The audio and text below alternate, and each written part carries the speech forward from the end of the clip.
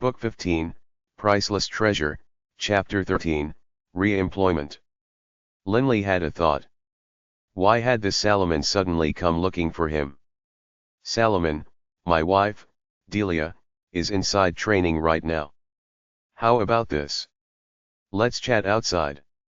Linley said with a smile. Salomon's face was very friendly. Fine. As he spoke, he walked out of the room alongside Linley. Linley guessed to himself, Salomon's name is Salomon Boyd.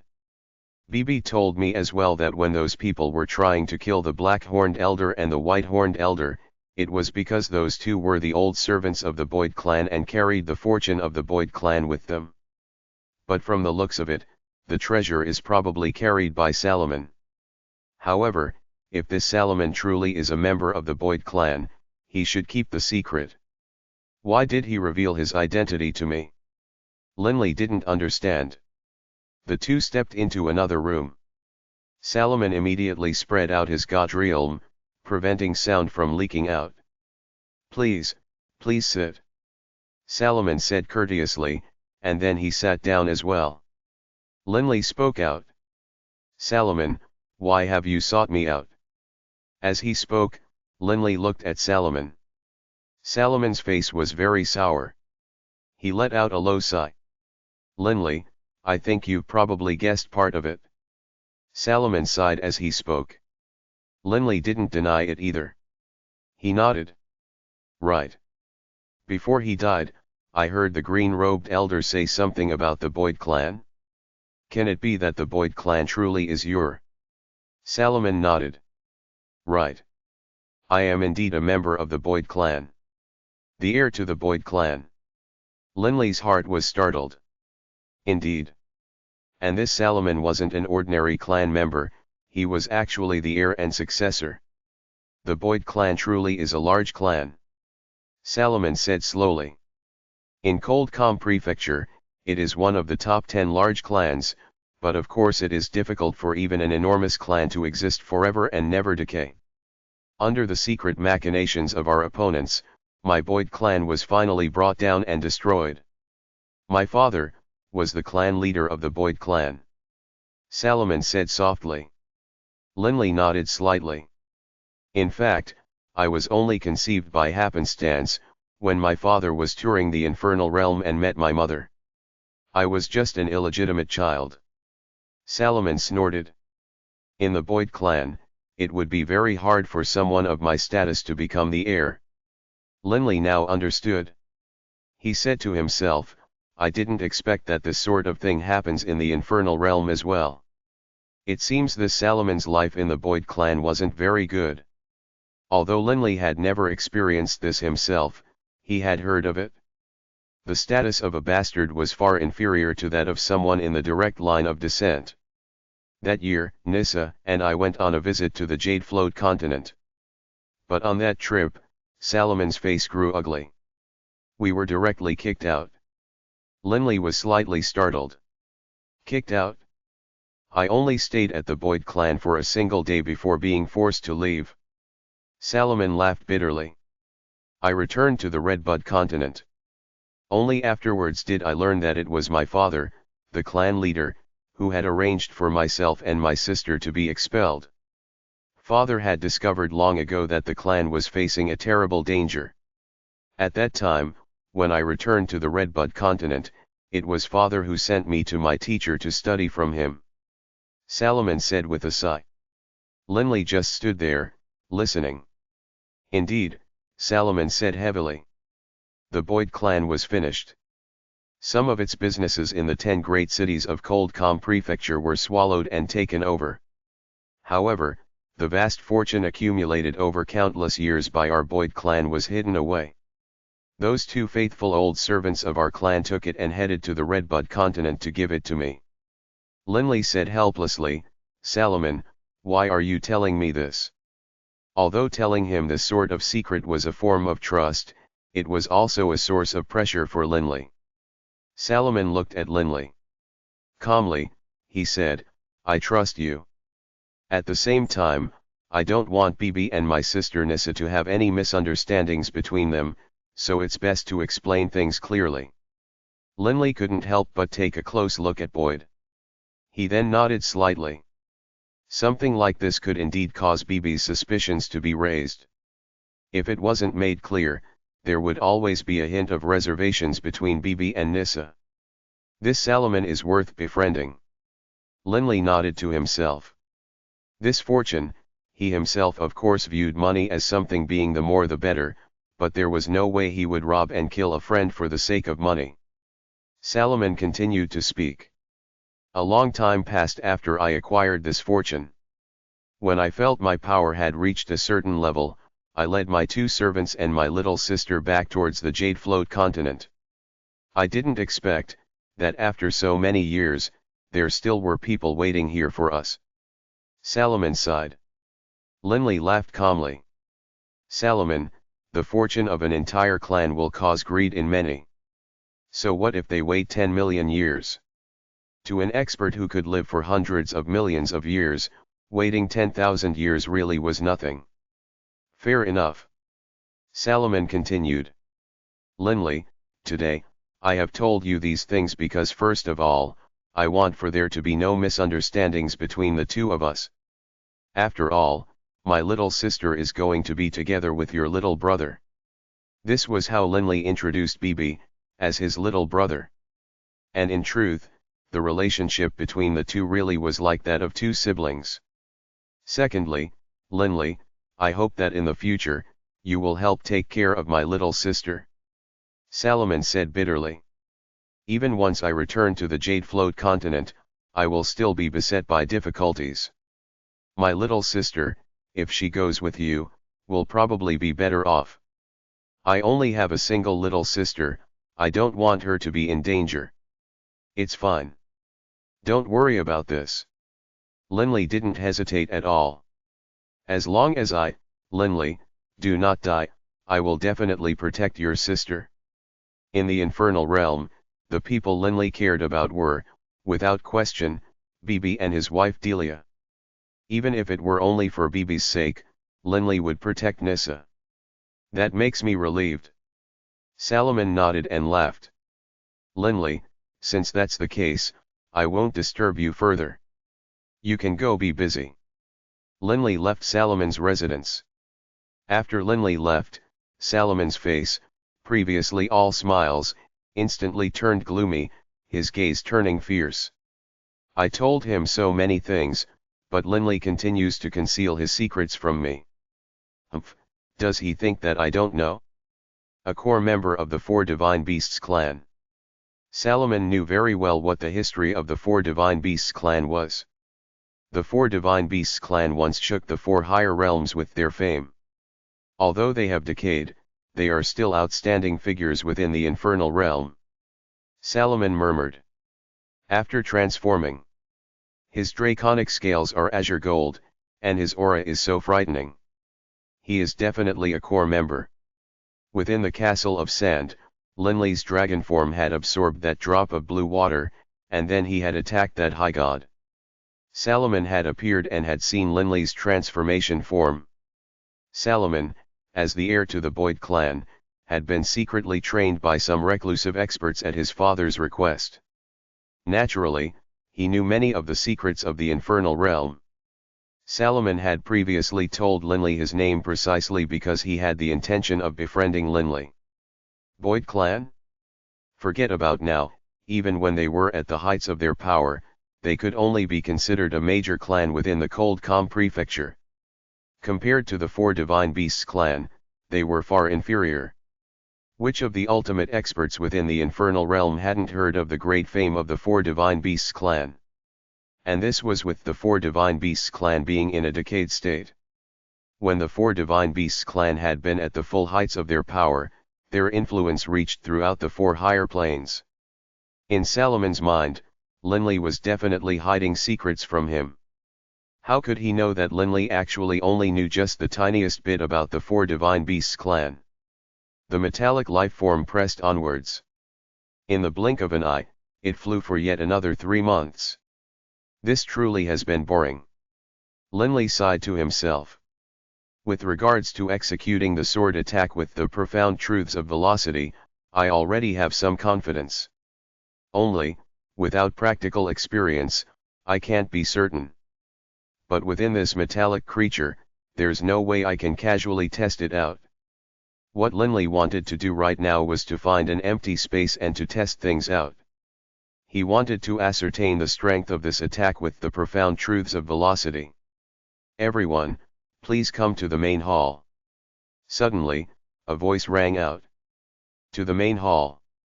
Linley couldn't help but be puzzled. Judging from the sound, it should be the voice of that white-horned elder.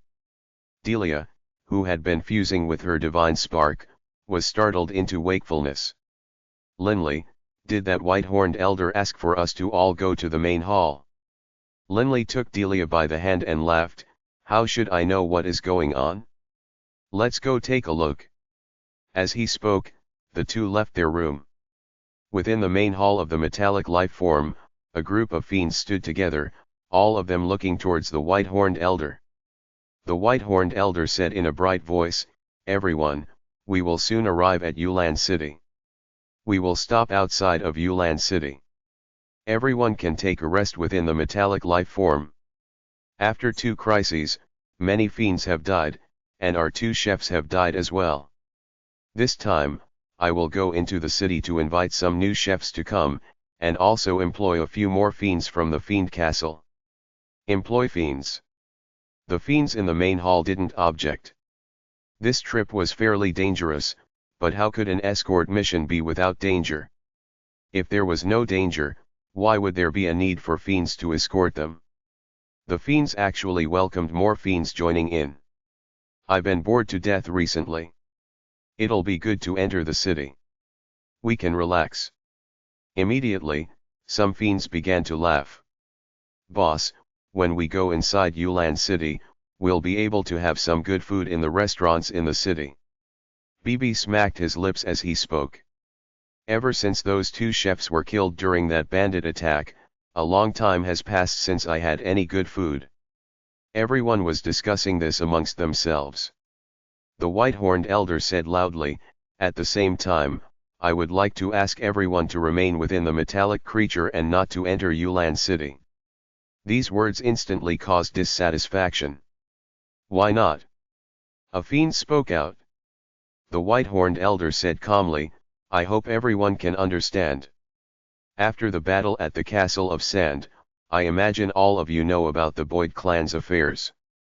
I don't want for this information to spread out. Thus, even if you don't stay inside the metallic life form, at the very least, you cannot enter the city." Indeed, amongst the fiends present, there were some who wanted to leak this news out. The secret of the Boyd clan? Linley nodded to himself. It was true. If someone spread this secret, everyone would probably meet with danger on the way. I understand this logic. The eldest of the 3 Edwards brothers said calmly. "Please don't worry. Since we've accepted this mission, we naturally won't reveal it. Even if we were only doing it for our own sakes, we wouldn't reveal it. All of us will stay outside the city and not enter it. Mr. Learmonth, what say you?" Learmonth nodded. "Nobody is permitted to enter the city, nor chat casually with outsiders, until this mission is completed." The white-horned elder was overjoyed. "Thank you, the 4 of you." With the 3 Edwards brothers and Learmonth having spoken out, the other fiends wouldn't raise any other objections. Moments later, through the window, they all saw the city drawing nearer. The metallic life form came to a halt at a wide, empty expanse of wild grass roughly 10 kilometers outside of the city. The white-horned elder headed by himself through the city gates, while the others left the metallic life form as well. They rested in the area around the metallic life form. "I hope everyone will act wisely." The eldest of the 3 Edwards brothers, the handsome man, said emotionlessly. "If someone interacts with outsiders, don't blame us for being merciless." "Humph. So boring." BB snorted softly. "We're at a city, but we can't go inside." Linley's face was all smiles. This is good. I will have the chance to test the sword technique now. Linley walked to an empty area, then drew blood violet and began to test his sword technique. As he was worried that someone might recognize blood violet, Linley had intentionally changed blood violet's appearance slightly. Actually, there were many violet long swords, and the number of people who had personally met the blood violet fiend could be counted on one hand. After Linley's modifications, even the aura of blood violet had changed. Who would possibly be able to recognize blood violet? Book 15, Priceless Treasure, Chapter 14, The Scorching Volcano. Linley's group remained outside of Yulan City, while nearly 100 million kilometers east of Yulan City, there was an enormous chain of volcanoes. The massive volcano chain took up thousands of kilometers of space. Within these 1,000 kilometers was an area of volcanoes, and the entire place was a dim red color. Crackle, a white mist emitted from the center of the mountain range. A dense smell of sulfur could be smelled from far away, and many skeletons of humans, beastmen, and others lay throughout the mountain range. There was no life here, not a single blade of grass. This was a famously lethal region in the infernal realm. The Bispayasi volcano range. Dozens of human figures were flying in the air above the Bis volcano range. Judging from their appearances, they seemed rather ragged. The infernal realm really is chaotic. It's impossible to find a peaceful place to live. The leader cursed angrily. Big brother, let's hurry up and find a place where we can find our footing. A muscular man behind him said softly. Let's try to find an out-of-the-way place where we can build our power, and then we can worry about other things. In the infernal realm, there are too many dangers. Right. The leader nodded. But right at that moment. Boom. Boom. Boom. Boom. Boom. From the surface of the Bis volcano range, thousands of stones, carrying scorching flames, began to rise into the air at a terrifying speed. Instantly, those dozens of figures began to flee in terror, but those thousands of stones were capable of altering their trajectory. Crunch. Crunch. In the blink of an eye, dozens of deities had their heads smashed in. Their divine sparks flew out and their souls dispersed. All of them fell down from mid-air. Their corpses landed at the ground level of the volcano. Crackle, the volcano range was like a living thing, swallowing up the corpses, interspatial rings, divine sparks, and divine artifacts. The Bis volcano range was as peaceful as ever before. Aside from the fact that the surface of the volcano range now had a few more corpses, nothing had changed at all. The Bis volcano range was a dangerous area, but for the many people who had never read any books regarding it or who had no experience, how would they know that this was a dangerous area? For example, Linley's group only knew about some of the dangerous areas because they had bought some books. And also, many dangerous areas in the infernal realm were newly formed and not recorded in any books. Dangerous areas littered the world. This was the infernal realm. A metallic life form was flying at high speed towards the Bis volcano range. Roughly a few dozen kilometers away from the Bis volcano range, the metallic life form landed on the ground. From within it, 3 figures disembarked. It was Inigo and 2 of his subordinates. Young master, we're coming to a halt now. Why don't we fly into the volcano range? One of them, a high god, asked questioningly. Inigo glanced sideways at him coldly. Humph, into the volcano range? You are asking for death. The Bis volcano range is one of the lethally dangerous areas of the infernal realm. It isn't as simple as you imagine it to be. Follow me.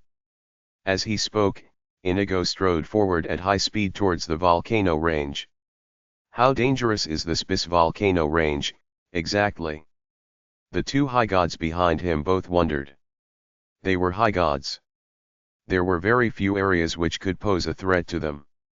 If you don't want to die, then don't run about wildly. Inigo snorted. In this place, I'm not able to protect you. Although Inigo was walking on the ground, he traversed the dozens of kilometers in a very short period of time. Inigo led his two subordinates to the outer reaches of the Bis volcano range. Looking at the white steam and the barren, lifeless landscape, the volcano range covered with the odor of sulfur, Inigo couldn't help but clear his throat. Lord Elkin Aliquayen. I am second young master Inigo of the Bayfield Bayfayarda clan of the Cold Calm Prefecture. I would like to request that Lord Elkin graces me with a meeting. Inigo bowed respectfully as he spoke. After speaking, Inigo remained in the bowing position, quietly awaiting for a response. Someone lives within this volcano range. The two high gods behind Inigo both felt surprised. They too had heard that the Bis volcano range was a dangerous area, but they had never heard that the Bis volcano range had people within it. The Bayfield clan. A deep voice rang out from within the volcano range, causing the entire volcano range to rumble slightly. Enter, then. And then, a tunnel suddenly appeared from a crack on the surface of the volcano range. Inigo took a deep breath, then walked towards the corridor. The two high gods behind him both felt astonished. Hurry up and follow. Inigo barked. Yes, young master. The two immediately followed Inigo in, stepping into the corridor. According to the rules of the infernal realm, once one became a 7-star fiend, one had the right to challenge the Asuras. Only by defeating an Asura would one receive the position. The former Asura would either die in battle, or survive and relinquish their position. After countless challenges and struggles, the infernal realm naturally now had many reclusive experts. These reclusive experts might be former Asuras, or they might be 7-star fiends, or perhaps even those extremely powerful experts who weren't interested in fighting for the position of Asura. Without question, however, they all possessed terrifying power. The common people of the infernal realm had no idea they existed, but some of the ancient clans knew about some of the reclusive experts who couldn't be offended. The two subordinates of Inigo immediately understood. Most likely, this Bis volcano range has an ultimate expert residing within. In the dark corridor, the three continuously advanced deeper into the ground. Suddenly, crackle, the stone wall at the side of the corridor suddenly splintered into countless pebbles which suddenly moved forwards. Ah! Ah! The two high gods were pierced through by those countless flying pebbles, and even their divine sparks were struck numerous times. Their souls were immediately dispersed. But Inigo's face didn't change. He thought to himself, I didn't expect that after so many years, that pet of Lord Elkin's behaves just as father said. Humph. These two fellows served as food for Lord Elkin's pet. Moments later, Inigo walked to the end of the corridor, where a river of lava was flowing. Inigo had arrived at the heart of the volcano range now. This core region was an extremely vast, empty cave. In the center of the cave, there was a scorching hot pond of golden magma. I didn't expect that there was such a strange thing underground. Inigo's face changed. Drip, drip, the golden magma continued to boil and flow. The muscles on Inigo's face clenched twice, and then he left through another corridor, arriving at a large, lavish, empty underground palace. Deep within the underground palace, black-robed figure was currently seated in the official position, while within his arms there was a golden kitten. Inigo immediately bowed and said, Inigo Bayfield pays his respects to Lord Elkin, and also brings the well wishes of my father. The black-robed figure responded calmly. Inigo, I've heard your father speak of you. Why have you come to me? A hint of a smile appeared on Inigo's face. Lord Elkin, actually, I spent a very long period of time and led over 100 high gods in preparation for a major event, but in the end, despite spending a large amount of money, most of my subordinates died and we still failed. Whatever it is that you want, speak clearly. The black-robed figure snorted coldly in dissatisfaction. Inigo hurriedly said, yes, I'll speak clearly. Not long ago, the Boyd clan was destroyed, but two servants of their clan took the vast fortune accumulated by the Boyd clan over countless years and fled with it.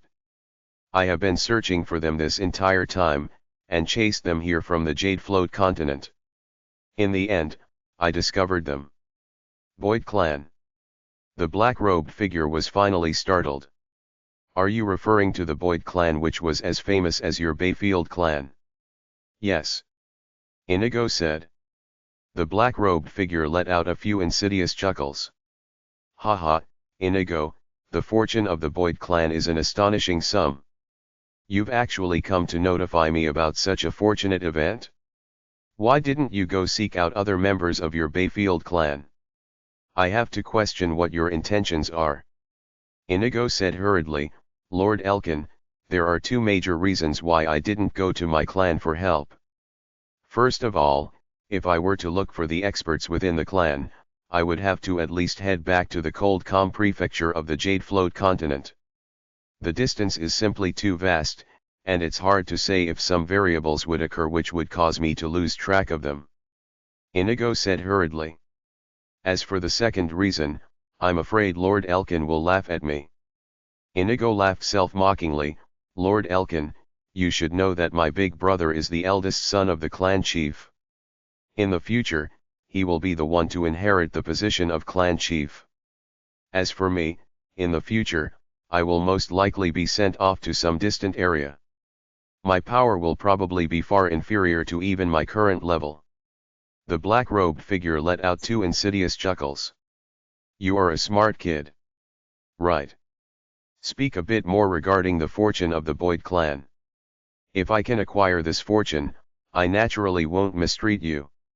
Although he was extremely powerful, this vast fortune of an enormous clan had been enough to make him greedy. This, Inigo mumbled.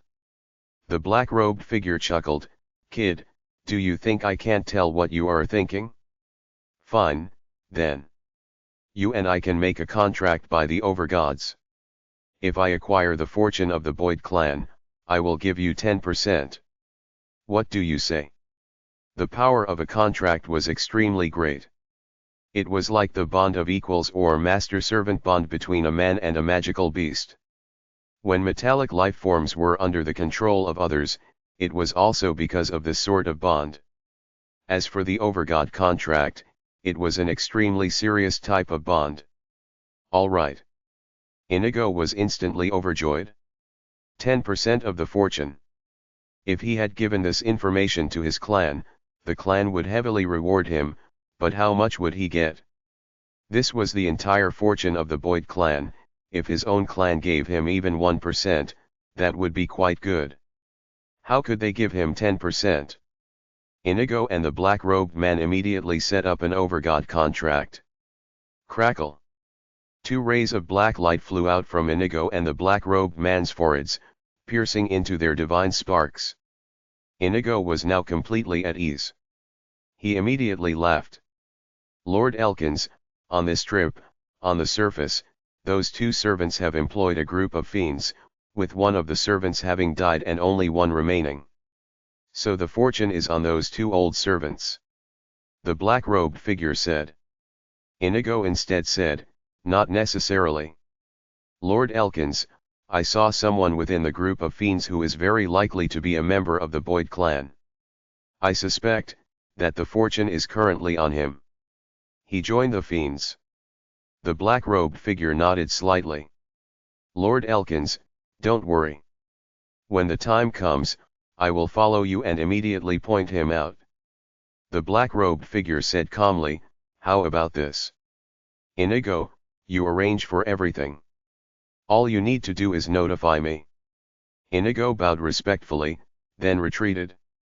After Inigo left, the black-robed figure immediately stood up.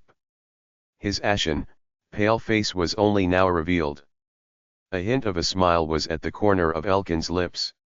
Since we have made an overgod contract, this kid won't dare lie to me. It is worth a trip. Elkin was also worried that Inigo might play some tricks, but now, there was no need. Fusro Pusiluo, let's prepare to head out. Elkins petted the golden fur on the kitten in his hands. Meow. The little golden kitten called out. Outside Yulan City, the metallic lifeform remained halted outside the city. The three Edwards brothers and the other fiends waited quietly outside the city. That kid really is hard working. He's always training. Most likely it is because he encountered so many dangers. He's afraid of death. The three Edwards brothers chatted and laughed quietly amongst themselves, while at the same time glancing sideways into the distance at Linley, who was experimenting with his sword techniques time and time again. Linley had already been experimenting non-stop for 18 full days. Over the course of these 18 days, Linley had continuously trained while also correcting and improving the technique. Theory and practice were not the same. There were always some differences. Linley once more struck out with Blood Violet. As it chopped out, instantly, the sword shadow became blurred, as though it had reached the limits of speed as well as the limits of sloth. This sort of feeling was extremely disorienting. As his sword flashed past, sharp ripples in space appeared. Crackle, the earth split open. This was caused by those spatial ripples alone. There we go. Linley's eyes lit up. For experimentation, Linley only used 1/10 of his full power, but the strength of this attack remained astonishing. A smile appeared on Linley's face. That's about it? This bewildering shadow attack has finally been completed. If I were to attack using it at full strength, especially when matching it with the massive strength and speed of my dragon form, the power of this attack will be dozens of times greater than it was just now. Book 15, Priceless Treasure, Chapter 15, News of Olivier. After spending 18 days of time, Linley had finally completed this technique which he had been pondering for so long. This bewildering shadow was Linley's most powerful material attack now. After having developed the bewildering shadow, Linley began to accompany Delia and Bibi with a relaxed mind. After the metallic life had waited outside Yulan City for a month or so, the white-horned elder finally returned with a group of hired fiends. Soon, nearly 100 fiends had followed the white-horned elder over. So there are fiends here already. The hired fiends, upon seeing Linley's group, couldn't help but begin to laugh and chat. But there's so few people. There's less than 20 people, all combined. Most likely this mission really will be as dangerous as claimed. Dangerous? If they died during the mission, all that can be said was that they were useless. Hearing this discourse, the three Edwards brothers, Learmonth, and those original fiends were all laughing coldly in their hearts. So few. How would you know that when we first started, we had over 100 fiends as well? Useless? Let's see how many of you will survive. Linley and the others felt as though they could already see the sight of these fiends being killed. The white-horned elder laughed. Everyone has been waiting for quite some time now. Let's go in. We're heading out now. Immediately, the bustling array of people all filled the metallic creature, with Linley, Delia, Bibi, Nissa, and Salomon walking together. Hired so many. Bibi mumbled. 110 fiends, 100 at the god level, with the other 10 being high gods. Why invite so many gods? To serve as cannon fodder. Hearing Bibi's words, Linley actually mused to himself, cannon fodder? No, most likely, with more fiends present, it will be easier to hide Salomon's identity. Linley suddenly thought back to that original conversation he had with Salomon early on. During that conversation, Salomon had intentionally acted mysteriously and said that this escort mission was very risky, and that the origin point for this mission actually wasn't Royal Wing City. He had said that if this mission ran into any danger, Linley should immediately flee and try to preserve himself. At that time, Linley had felt grateful towards Salomon. But afterwards, Linley had learned that this escort mission's primary figure was actually Salomon. Most likely, he intentionally spread that rumor as well. Linley said to himself. When danger came, if the fiends scattered everywhere, he would most likely have a chance to flee as well. By then, With so many people fleeing and him amongst them, others would only pay attention to the white-horned elder. Nobody would go deal with him. Linley had to admit that Salomon truly did think far ahead. Hiring more fiends was just done for obscuring the truth. It's best to be somewhat cautious when dealing with someone like him. Otherwise, I'll probably be taken advantage of by him without even realizing it. Linley couldn't help but feel more guarded towards Salomon. The metallic lifeform had remained outside of Yulan City for roughly a month, and now it was once more heading off. Currently, the metallic lifeform had once more transformed to the size it had been at when leaving Royal Wing City. The interior of the metallic lifeform once more appeared to be bustling. The metallic lifeform. Linley and Delia's room. Delia was frowning as though thinking about something. She then turned to look at Linley and spoke. "Linley, there's something I want to tell you." What is it?" Linley turned his head to look at Delia. Judging from her expression, it seemed to be rather important. Delia frowned. "Linley, at first, when we accepted this mission, we thought that it would help us move along the way in our journey. But I keep on having the feeling that this mission is too dangerous. Don't you know who we are escorting? One of the ancient clans of the infernal realm and the massive wealth they have accumulated over countless years. We've been attacked twice already.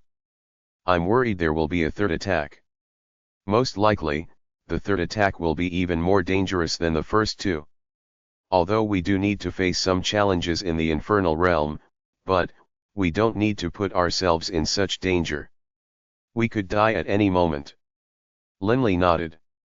During this journey, they had first suffered the bandit attack, which had only been a probe. The second attack within the Castle of Sand had been filled with danger. If there was a third attack, how dangerous would it be? Linley reached out with his arm, taking Delia into his embrace. In a gentle voice, he said, "Delia, I know. However, we've already accepted this mission. What are we supposed to do, withdraw from it? Look at those other surviving fiends. Do you see any of them withdrawing? If they had taken the chance to flee during a chaotic battle, they would at least have an excuse and say that they fled in terror and got separated.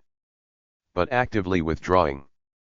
Once this was recorded down into the mission records of the fiend castles, once it spread out, they would have lost all face. In the infernal realm, courage was reverenced while cowardice was reviled. In addition, the infernal realm was dangerous to begin with. Everyone was psychologically prepared for the danger. That's not what I meant," Delia said hurriedly. "I understand that we can't withdraw. Once that spreads to the Indigo Prefecture and your ancestors find out, we can't lose face like that. All I wanted to say was that once we arrive at the Rainbow Prefecture's Blue Maple City, we need to do a better job of selecting missions. An easier one." "I understand." Linley nodded, then comforted her, "Don't worry. We're halfway through the journey now. Wait a bit longer. Delia doesn't like danger," Linley said to himself quietly. In truth, only when teetering at the brink of death, when fighting for his life at the edge of the blade, when encountering danger, did Linley feel his blood pumping. He wasn't afraid at all. On the contrary, Linley felt as though he were back in the mountain range of magical beasts as a youth. This was a very exciting feeling. Kree-aok. He shut the door, then headed towards the main hall. Because there were many fiends, the main hall within the metallic lifeform seemed quite crowded. There were 7 or 8 people seated there drinking and chatting, 2 of whom Linley recognized. Months had passed since they had left Yulan City, and Linley had gotten to know these fiends. "Oi, Linley." Immediately, a fiend greeted Linley from afar. Linley grinned and waved back, then sat down by himself at a round table. He casually ordered 2 dishes and some wine, then began to drink by himself. At this time, a muscular, 2-meter-tall man with golden hair walked over, somewhat surprised. He looked at Linley curiously, then said softly, "You, are Linley." Puzzled, Linley looked up and glanced at him. Right. I am Linley. You are Linley Barrack? The golden-haired man suddenly asked. Linley was greatly shocked. Someone knew his full name. You are. The golden-haired man, seeing the look on Linley's face, laughed and sat down. Linley, don't be nervous. I've just heard of you before, that's all. Heard of me before? Linley didn't understand. In the infernal realm, he didn't have much of a reputation. How could a stranger recognize him? Let me introduce myself first. My name is Bachelor Bhla. As for why I know your name, Olivier, you know him, yes. The man laughed. Linley was shocked. Bachelor, you know Olivier. After having been in the infernal realm for so long, upon suddenly hearing the name Olivier, Linley's heart was filled with a strange feeling. After all, this was someone from his homeland of the Yulon Plain. Of course I know him. Bachelor held a goblet of wine, laughing. Olivier and I have a bit of a history together. We arrived in the same batch of people to the infernal realm, and then were tossed out by the Redbud army together, so we took up residence in a nearby tribe. Linley nodded to himself. This was essentially his experience as well. At that time, I was already a god, while Olivier was only a demigod. However, his training speed was very fast. After roughly 50 years, he reached the god level in the laws of light. Bachelor sighed. And then, we came together to Yulan City to take part in the fiend trials. We both succeeded in becoming one-star fiends. Linley had a hint of a smile on his face. It seemed as though Bachelor and Oliver's relationship truly wasn't just a superficial one. Then where is Olivier himself? Linley asked. Bachelor shook his head helplessly. After becoming one-star fiends, we took on a 2-star mission. However, we encountered some danger in that mission. Unable to deal with it, we all fled in every direction. I fled with some of my friends back to Yulan City. As for Olivier, I haven't been able to find him. Linley frowned. Perhaps Olivier is still alive. Who knows? Bachelor raised his head, gulping down the wine in his goblet, then put it back down and sighed. Fiend missions are filled with danger to begin with. If you die, you die. Linley nodded slightly. In the infernal realm, death was all too common. Everyone was mentally prepared. When Olivier and I were in the tribe together, he mentioned you to me before. You gave him a very deep, lasting impression. Bachelor sighed. When I praised him for having been so quick to become a god, he said that you probably had reached this level as well. And it seems this is indeed the case. Linley let out a long, drawn breath.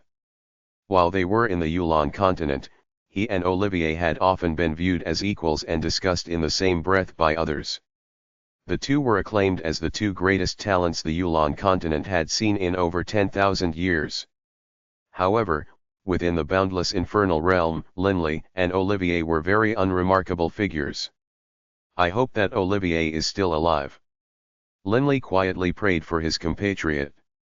I was able to run into two talents who come from the same material plane. This is a form of karmic destiny. Come, cheers. Bachelor grinned as he spoke.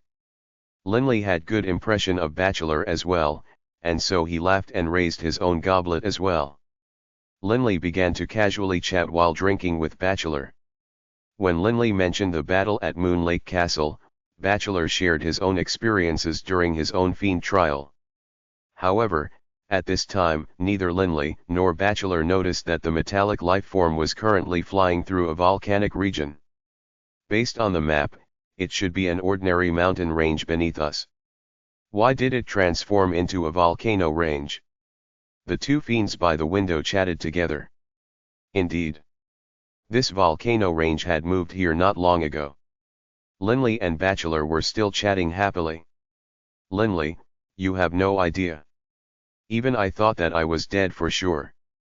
At that second, with a slash sound, Olivier suddenly appeared behind the enemy, then stabbed him straight through the back of his head, killing him with a single blow. "That's the only reason why I managed to survive," Bachelor said excitedly. But right at that moment, whoosh, whoosh, whoosh, a dense array of sounds suddenly pierced through the skies, while at the same time, the metallic life-form exploded apart with a boom sound.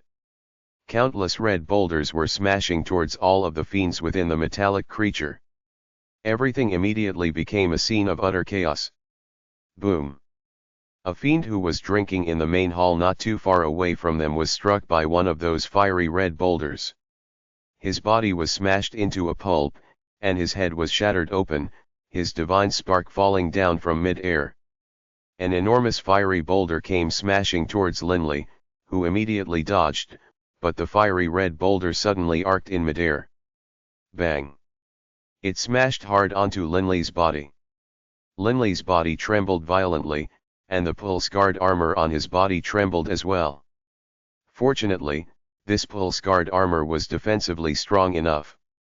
Linley secretly celebrated. Not good. Delia. Linley immediately wanted to fly towards Delia. But a large number of fiery boulders continued to smash around him.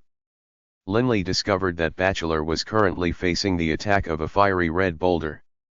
Bachelor roared angrily, chopping down with the great sword in his hands, and a surge of fierce power struck viciously against that fiery boulder, which was immediately cleft in two. However, the two cleft halves actually continued to fly towards Bachelor. Bachelor's face changed dramatically. Whoosh! An illusory, blurry violet sword shadow suddenly appeared. The violet sword shadow was lightning fast, but it also gave a slow, plodding feeling. Wherever the sword shadow passed by, space itself trembled. The violet sword shadow struck towards those two boulders, which immediately shattered apart, transforming into a large amount of pebbles. Bachelor immediately let out a breath, glancing sideways towards Linley with a hint of thankfulness in his eyes. Careful! Linley's face changed dramatically. Boom! A nearby fiery boulder that had been attacking someone else suddenly changed direction, smashing directly towards Bachelor's head. Bang! Bachelor's head exploded, and a divine spark fell down from mid-air. Book 15, Priceless Treasure, Chapter 16, Golden Magma. Rumble, Linley didn't have the time to think about other things. He saw countless boulders everywhere, with so many above them that they blocked out the sun. All of the fiery boulders pressed down towards the fiends, surrounding them. Linley himself was collected in by those countless boulders, rendering him unable to move. Crackle! All of the fiery red boulders began to move bizarrely. If someone was watching from the outside, that person would have discovered that within the volcano range, a fiery mountain peak had suddenly appeared. This mountain peak was formed from those countless fiery boulders. Linley and the surviving fiends, as well as the corpses of the dead fiends, were within the mountain peak. What is going on? Linley stared in astonishment. The boulders that had been surrounding him were all moved away, and in front of him was a narrow corridor. Linley followed through this narrow corridor for roughly 10 meters, at which point he discovered an awesome spectacle. In front of him, there was a tunnel that led directly upwards and downwards. At this time, one surviving fiend after another was gathering in this vertical tunnel, coming out from their own narrow corridors. The group of them just floated there within the vertical tunnel. Delia. Linley frantically looked for her towards each corridor. The vast majority of the fiends who had survived to come out of the tunnel were high gods, while a few gods were amongst them. The sudden attack just now had caused many gods to lose their lives. Boss! A voice suddenly rang out. Linley immediately turned. He saw Delia and Bibi emerge from within a distant corridor. Delia, Bibi. Overjoyed, Linley immediately went over. Bibi and Delia's eyes were filled with joy as well. Linley carefully looked at Delia, his heart delighted. It was all thanks to Bibi just now. Delia sighed emotionally. That attack came too suddenly, and there were many of those giant boulders. Fortunately, I was able to use the Death God Golem to take one of them head on. Afterwards, it was only thanks to Bibi's help that I was able to safely pass through those terrifying waves of attacks. Bibi quirked his lips. I just stood there. When the metallic creature was shattered, I was only a few meters away from Delia, so it was easy for me to help out. Although he spoke casually, within Bibi's eyes, there was still a hint of urgency. Linley understood that Bibi was worried about Nissa. Where's Nissa? Wasn't she with you at the time? Linley suddenly asked. Bibi squeezed out a smile. At that time, Nini went to her brother's place. Salomon is a high god. He should have been able to protect Nini. Bibi. A voice rang out from afar. Bibi immediately turned his head, and a look of delight appeared on his face. Nini. Nissa and Salomon immediately flew over. After suffering this attack but not dying, everyone finally was able to smile. Suddenly. Everyone, let's break open the mountain walls and go out. Suddenly, someone called out. Bang.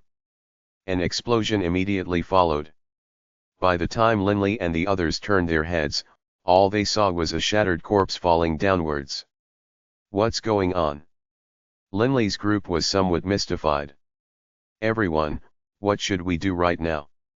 Suddenly, a voice rang out. Everyone, including Linley, turned to look. The speaker was a high god.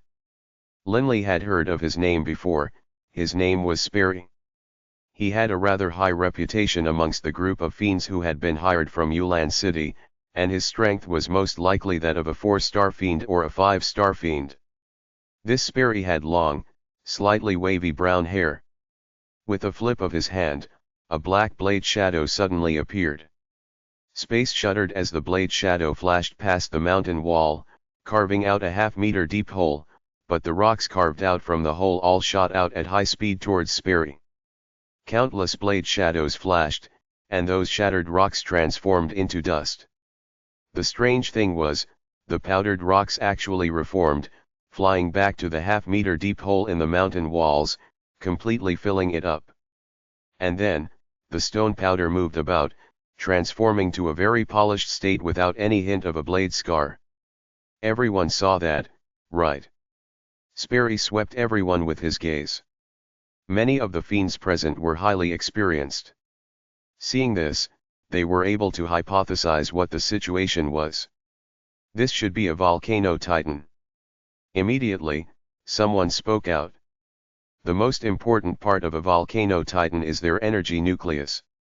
As long as the nucleus doesn't shatter, they are able to control countless amounts of rocks to once more reform their enormous bodies. Most likely, this entire volcano range is just part of the enormous body of the volcano titan.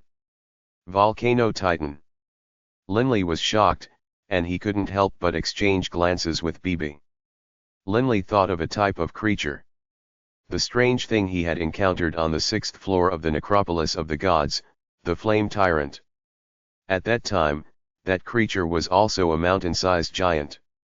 The first time, they had managed to destroy it, but a semi-translucent stone had formed as the center for the recreation of its body.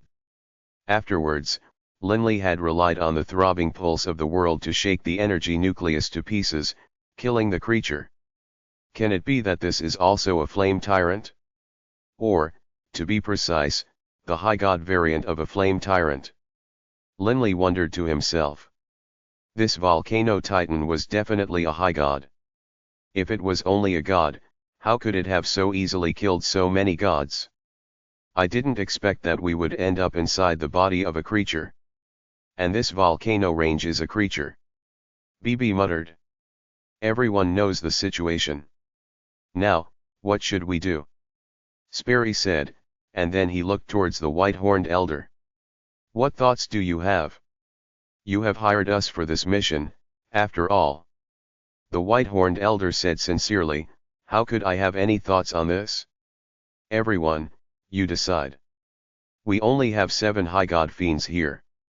Another person said clearly. That ambush attack was dangerous to gods, but not to most high gods. Also, neither the Edwards brothers nor Learmonth are here. I refuse to believe that they would die. Thus, I imagine that the surviving fiends have most likely been divided into 2 or 3 segments. Everyone nodded slightly. The 3 Edwards brothers and Learmonth were all extremely powerful experts in this mission. No one believed that the attack just now was capable of killing them. However, Learmonth and the others weren't here. Perhaps they are in another part of the volcano titan's body. Sperry said calmly. However, this volcano titan truly is bold, to allow us to enter his body. As long as we can find his energy nucleus and shatter it, he will die for certain. Come. We have no other choices. Let's go downwards. Perry led them in flying downwards, and immediately, all the other fiends immediately followed. Linley and the others flew downwards as well. Soon afterwards, they landed on the ground. This place was covered with boiling rivers of lava, which had passageways and corridors to each side. Within a palace that was hidden away deep within the volcano range, Elkin was seated on a chair, dressed in a black robe, holding that little golden kitten in his arms. Inigo, appearing rather respectful, was standing next to him. Fusro, how goes it? Elkin gently petted the little golden kitten in his arms, smiling as he spoke. Meow. Master, I've already separated the fiends apart, and the more powerful fiends are now in a different area. That powerful fiend named Learmonth, which Inigo described, has been placed in a separate area, blocked off from everyone else. For now, he won't be able to interfere with our plans. Meow. The little golden kitten spoke in human tongues. Elkin nodded slightly. Meow. Master, that white-horned elder and that man whom Inigo said is probably a member of the Boyd clan have been placed by me in the same location. Right now, they have reached the gold flame pool. Meow. The little golden kitten said silkily. Elkin smiled in satisfaction. It's about time. Let's move. Drip, drip. In the center of this cave, there was a pool of golden lava that was constantly boiling and hurtling about. The air on top of the magma pool was twisted and distorted from the high temperature. By the time Linley and the other fiends arrived here, some of the fiends, upon seeing the pool of magma, had changed looks on their faces. They unconsciously backed away slightly from that golden magma. As for Linley and Bibi, who were rather inexperienced, they didn't know how terrifying that golden magma was. Liquefied gold flame. Salomon said softly. What's a gold flame? Linley, Bibi, and Delia didn't understand. Salomon said in a low voice, this is a very monstrous toy. Its corrosiveness and temperature is extremely high. Forget about you, even a high god that falls in will be in trouble. Don't go too close to it. Liquefied gold flame. Although Linley was over 10 meters away from that golden magma pool, he could still sense those waves of heat assaulting his body. If a saint from a material plane was to come here, most likely within just a few meters of this golden magma pool, the saint would immediately combust and burn to nothingness due to the temperature. The group of fiends all intentionally stayed a distance away from the golden magma pool, not daring to draw too near. Rumble, quite bizarrely, the stone floor around the magma pool began to move like waves of water. All of the fiends were caught off guard and immediately flew into the air. Swish. Swish. Swish. A large number of boulders from the cave wall suddenly fell down, while at the same time shooting towards Linley's group of fiends at astonishing speed. The densely clustered boulders shot over, and Linley and the others were forced to use their strength to block. Linley, Delia, Bibi, Nissa, and Salomon were all together. Bang! A boulder slammed into him. Although his defense was powerful, Linley was still knocked flying by dozens of meters, and moved all the way over to the air above the golden magma. Drip, drip. The magma in the golden magma pool suddenly transformed into an enormous golden liquid hand, reaching out to grasp Linley. Swish! Linley immediately activated the profound truths of velocity, using it to maximum effect. He transformed into a surge of blue smoke, twisting strangely in the air and avoiding that clutch, then flying back to Delia and Bibi's side. Ah! Linley had managed to avoid disaster, but another person had also been knocked to the air above the magma pool and had been grabbed by that golden liquid hand, then dragged into the golden magma pool. Upon being dragged in, he never came out again. Only a few bubbles could be seen. Everyone, be careful. Don't let yourself be knocked into that golden magma pool. Linley could still taste his fear. Linley, you be careful too. Salomon had the easiest time of their group. Whenever boulders drew near, a black light would flash in his hands and those boulders would immediately transform into smithereens.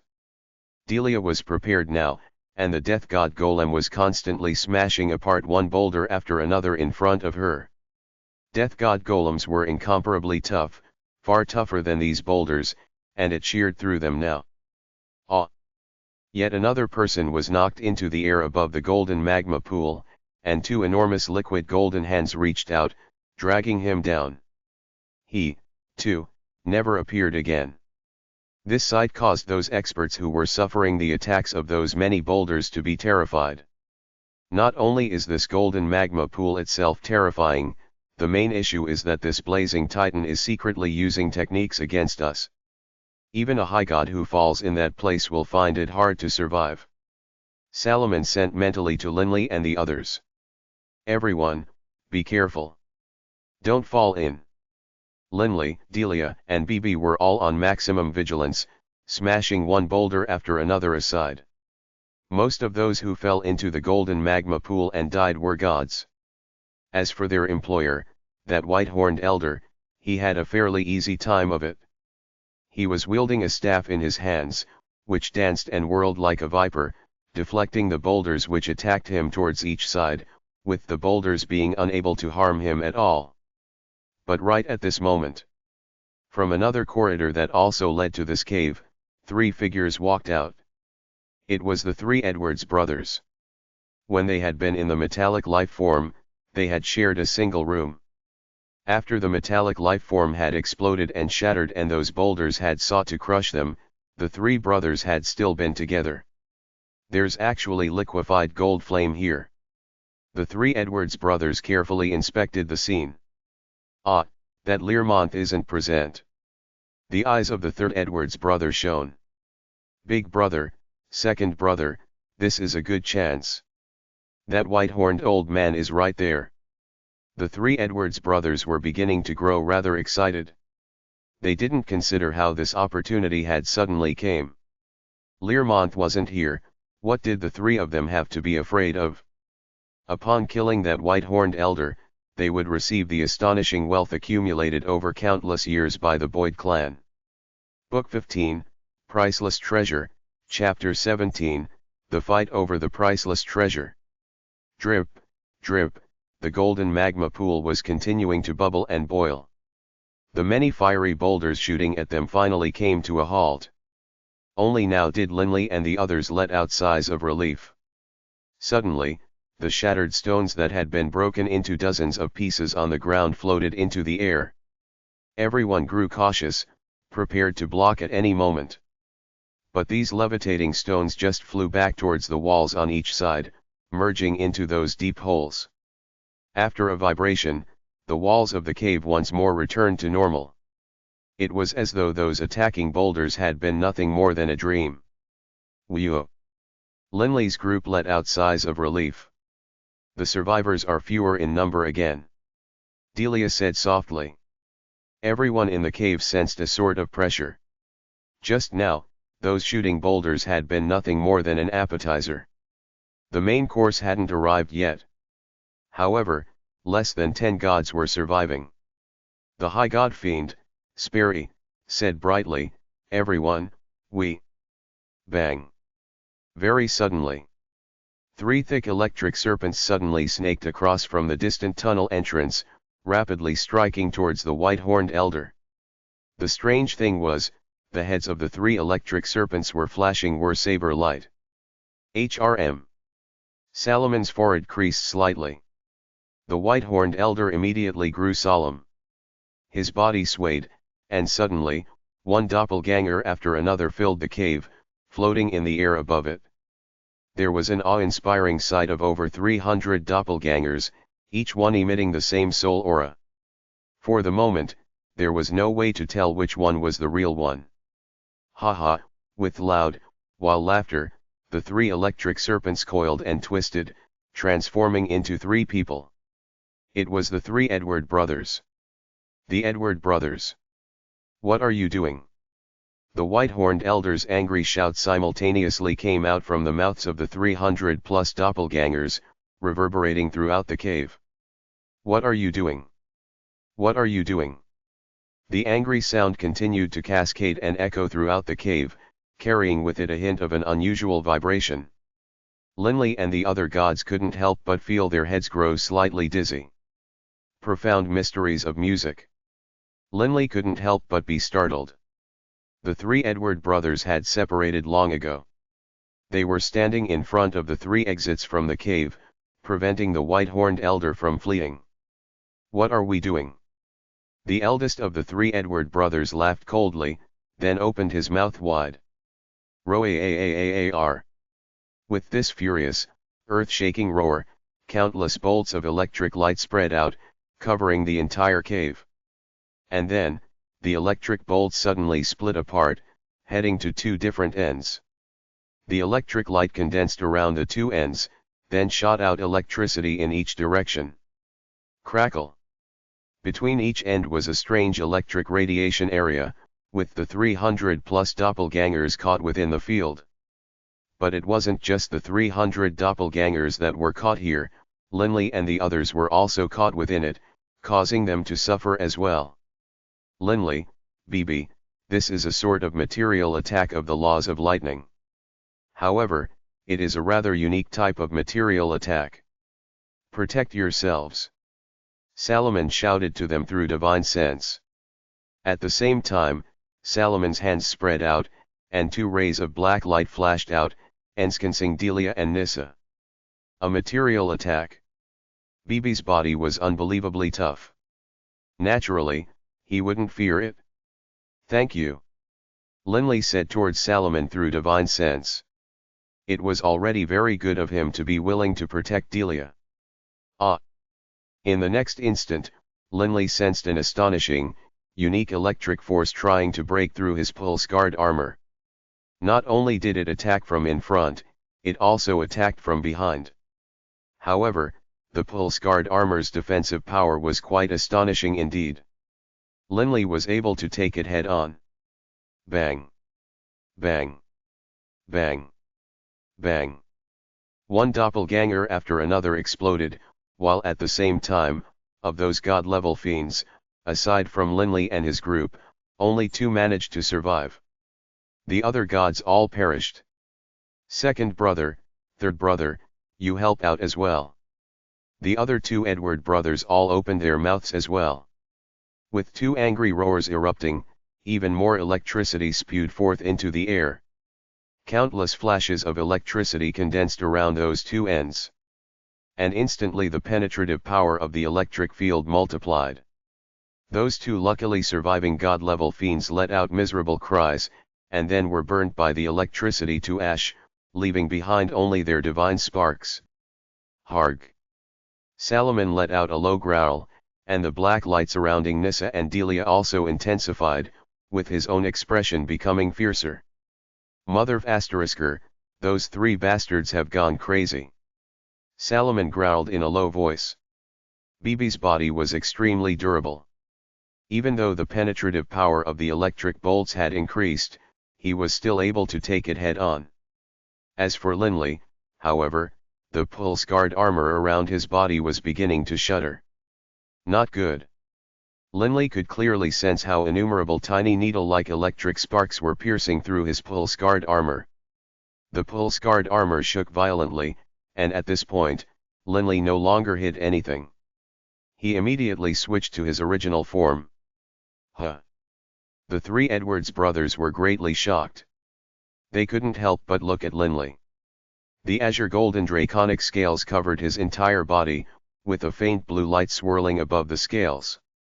An ancient, powerful aura emanated out from Linley's dragon form. Even high gods couldn't help but to turn and look. The powerful dragon-formed body didn't fear the penetrative power of those electric sparks at all. He is. The three Edwards brothers exchanged glances, coming to the same hypothesis. With his body so incredibly endurable, there was no way Linley was one of those common draconians. In addition, that aura he carried was also astonishing. It doesn't matter who he is.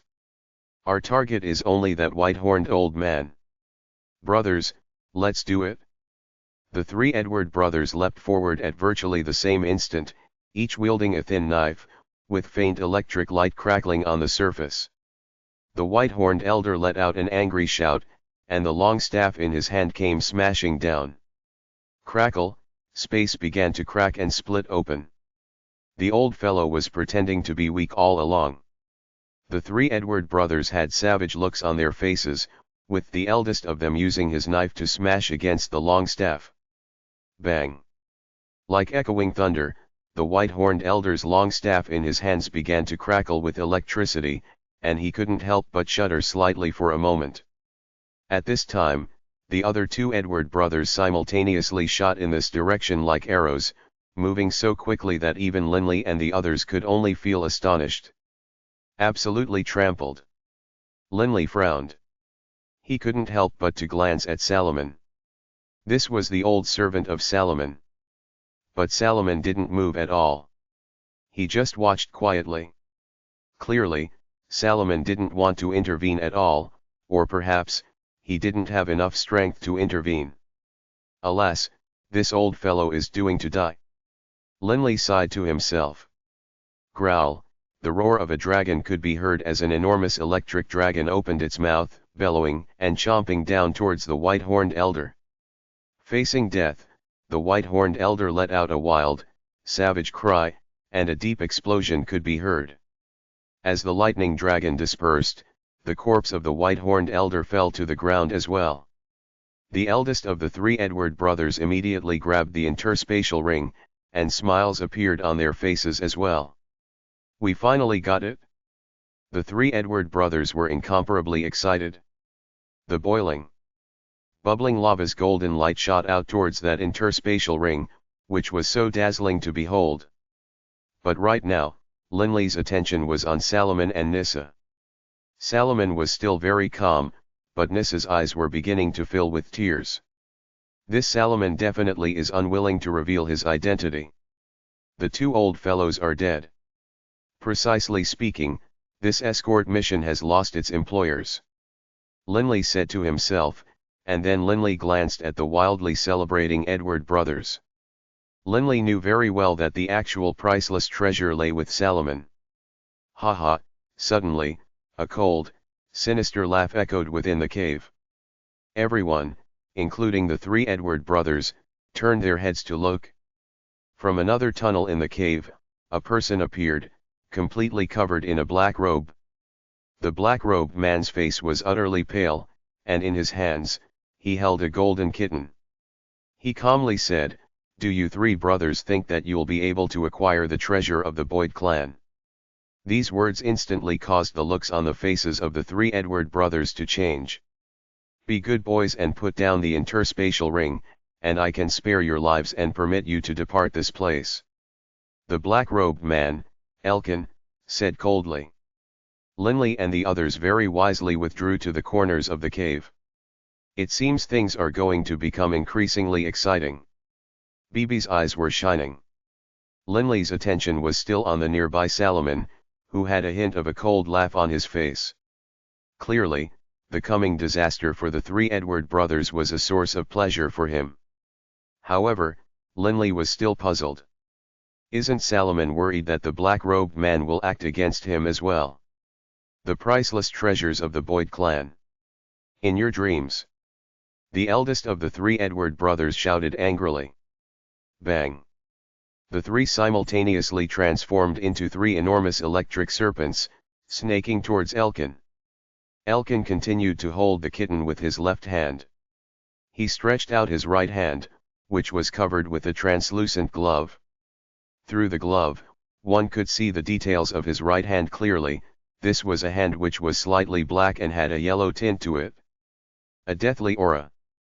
The right hand stretched out and slapped towards the air in the direction of the three attackers.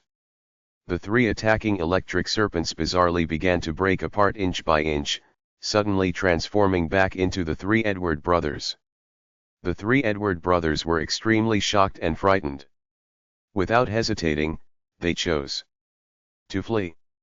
Swoosh! Swoosh! Swoosh! The three went flying towards the three different exits. After having exchanged blows, the three Edward brothers had discovered very clearly that they weren't even close to being a match for the black-robed man. Their difference in power was simply too great. He is at least a 7-star fiend, and he might even be a retired Azura. The three brothers were terrified. Fleeing. Elkin laughed calmly. Fusro. Meow. The kitten in his arms let out a meow. Suddenly, the three corridors immediately closed, with this cave now being completely sealed off from the outside.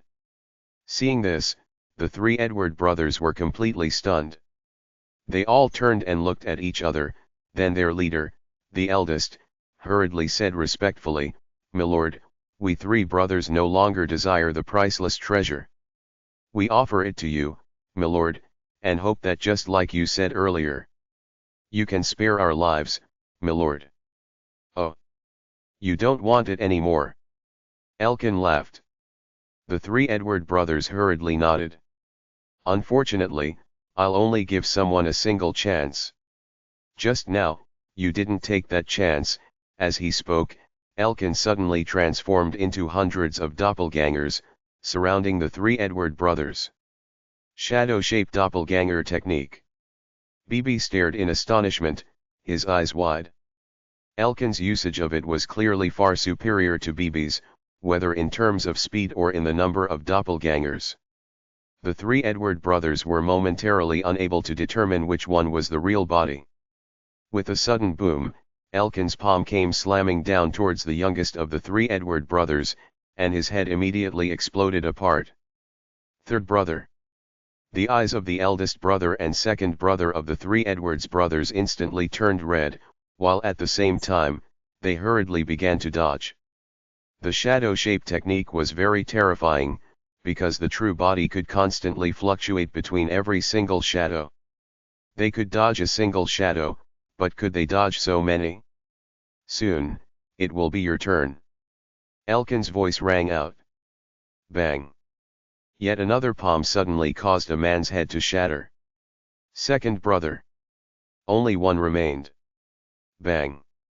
Another black shadow flashed by, and a right hand covered by a translucent glove smashed in the skull of the eldest of the three Edward brothers. Immediately afterwards, all of the shadows reformed into a single form. The black-robed man was still holding the golden kitten. Within the cave, Linley and the others didn't dare to so much as breathe too loudly.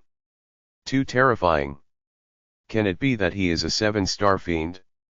Or even a former Azura? Linley couldn't help but make this guess.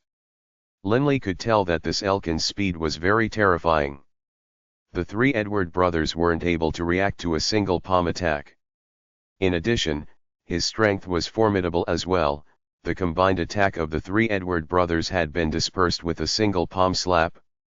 Those three idiots wanted to acquire the treasures of the Boyd clan, but they didn't even know who the real owner of the treasure is. Escusen snickered. When these words came out, the muscles on Salamon's face began to twitch. Elkin turned to look at Salamon. With a calm laugh, he said, "Child of the Boyd clan, did you think that by hiding amongst the other fiends that I wouldn't be able to recognize you? Hand over the fortune of your clan to me. I will give you one chance as well. Give me the treasure, and I will let you leave." Salamon's face instantly turned ashen, without any hint of blood at all. Salamon turned his head, staring hatefully at Linley. His eyes were filled with venom. The only person he had told his identity to was Linley. Book 15, Priceless Treasure, Chapter 18, Salomon's Rage. Salomon's face was savage, and the fury in his heart was roaring. He, Salomon, was only an illegitimate child of the Boyd clan. He had been kicked out of the household after entering it for only a single day. Alone and without any support, he had been escorted to his teacher's place, a reclusive expert who had only accepted him as a disciple for his father's sake. However, his teacher was a person with an extremely perverted disposition. I endured the humiliation of being expelled from the clan, and the life of torment I lived with teacher I endured as well. I dreamed of one day standing at the pinnacle of the infernal realm, and trample down upon those bastards who looked down on me. Everything was for the sake of this. Salomon thought back to all of the past years. He had been enduring this entire time. After receiving the news from the two servants that the Boyd clan had been destroyed, and that the only remaining person with the blood of the Boyd clan remaining was him, he hadn't been heartbroken. Instead, he had been wildly jubilant. If they died, good. Those bastards deserved to die. His chance had come. Because those two servants had brought an enormous fortune with them, in accordance with the plans his father had laid prior to dying, Salomon had remained hidden with his teacher for a long period of time. After achieving success, he led the two servants and his ignorant little sister out towards the jade-flowed continent. On this trip, Salomon was planning to spread his wings and become without peer. His plans had been very perfect. The two servants had been two chess pieces he had been prepared to sacrifice to begin with. When he first saw Linley transform, Salomon had guessed Linley's identity. For the sake of drawing a closer relationship with Linley, he had revealed his own name. At that time, he had thought that Linley wouldn't immediately know his true identity. After all, it was just a single character. Salomon had thought that in the future, after Linley learned more about the affairs of the Boyd clan, he would feel Salomon had behaved very sincerely to him. Salomon had been in such danger, and yet had still revealed his identity. This action was a bit risky, but in order to win Linley's trust, it was worth it. More importantly, first, he felt that Linley wouldn't immediately know about the affairs of the Boyd clan. Second, he could tell what sort of a person Linley was, especially from the way Linley had risked his own life to rescue Salomon's little sister. This let him understand that Linley shouldn't be the sort of person who would lust after a friend's wealth. After all, Linley had been willing to risk his own life for Salomon's little sister. Would he care about a little money? Salomon's calculations had been very clear. However, who would have imagined that the affair at the Castle of Sand had caused the Boyd clan's affairs to be revealed? Linley and Bibi couldn't help but suspect who Salomon was. In order to reduce their suspicions, Salomon had told Linley his true identity. As Salomon saw it, Linley shouldn't have been able to reveal it. First of all, Linley's character. He shouldn't have been the type to reveal it. Secondly, Linley remained within the metallic life form. He shouldn't have had a chance to reveal it. But now, this black-robed man had immediately been able to recognize him. The Boyd clan was destroyed, and those two old servants died as well. Who else in the entire infernal realm knows who I am? It must be Linley. Right. It was Linley. It was Linley who must have sent a message with someone else at Ulan City through divine sense and revealed my secrets. That must be it. Salomon was absolutely enraged. That bastard, Linley. He really puts on quite an act. Even I was tricked by him. I was wrong about him. Salomon's mind was filled with hatred. As he stared at Linley, his eyes betrayed his desire to devour Linley and tear his life away. His dreams. His goals for which he had struggled towards for countless years. It was very likely that it was Linley who caused them to all come to naught. How could he not hate Linley? Linley was currently flabbergasted. Salomon was staring at him viperously, but he hadn't revealed Salomon's identity. "Linley, you are impressive." Salomon ground his teeth, his eyes turning red. Linley felt completely wronged. He could guess that the Salomon definitely believed that it was he, Linley, who had revealed the secret. But he had never spoken of it. "Salomon." Linley wanted to speak.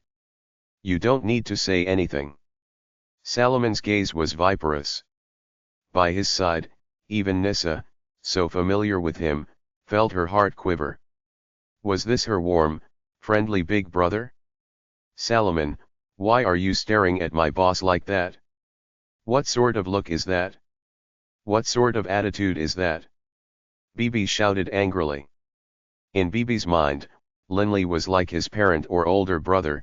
He wouldn't permit anyone to treat Linley like this, even if the person was the big brother of the girl he liked.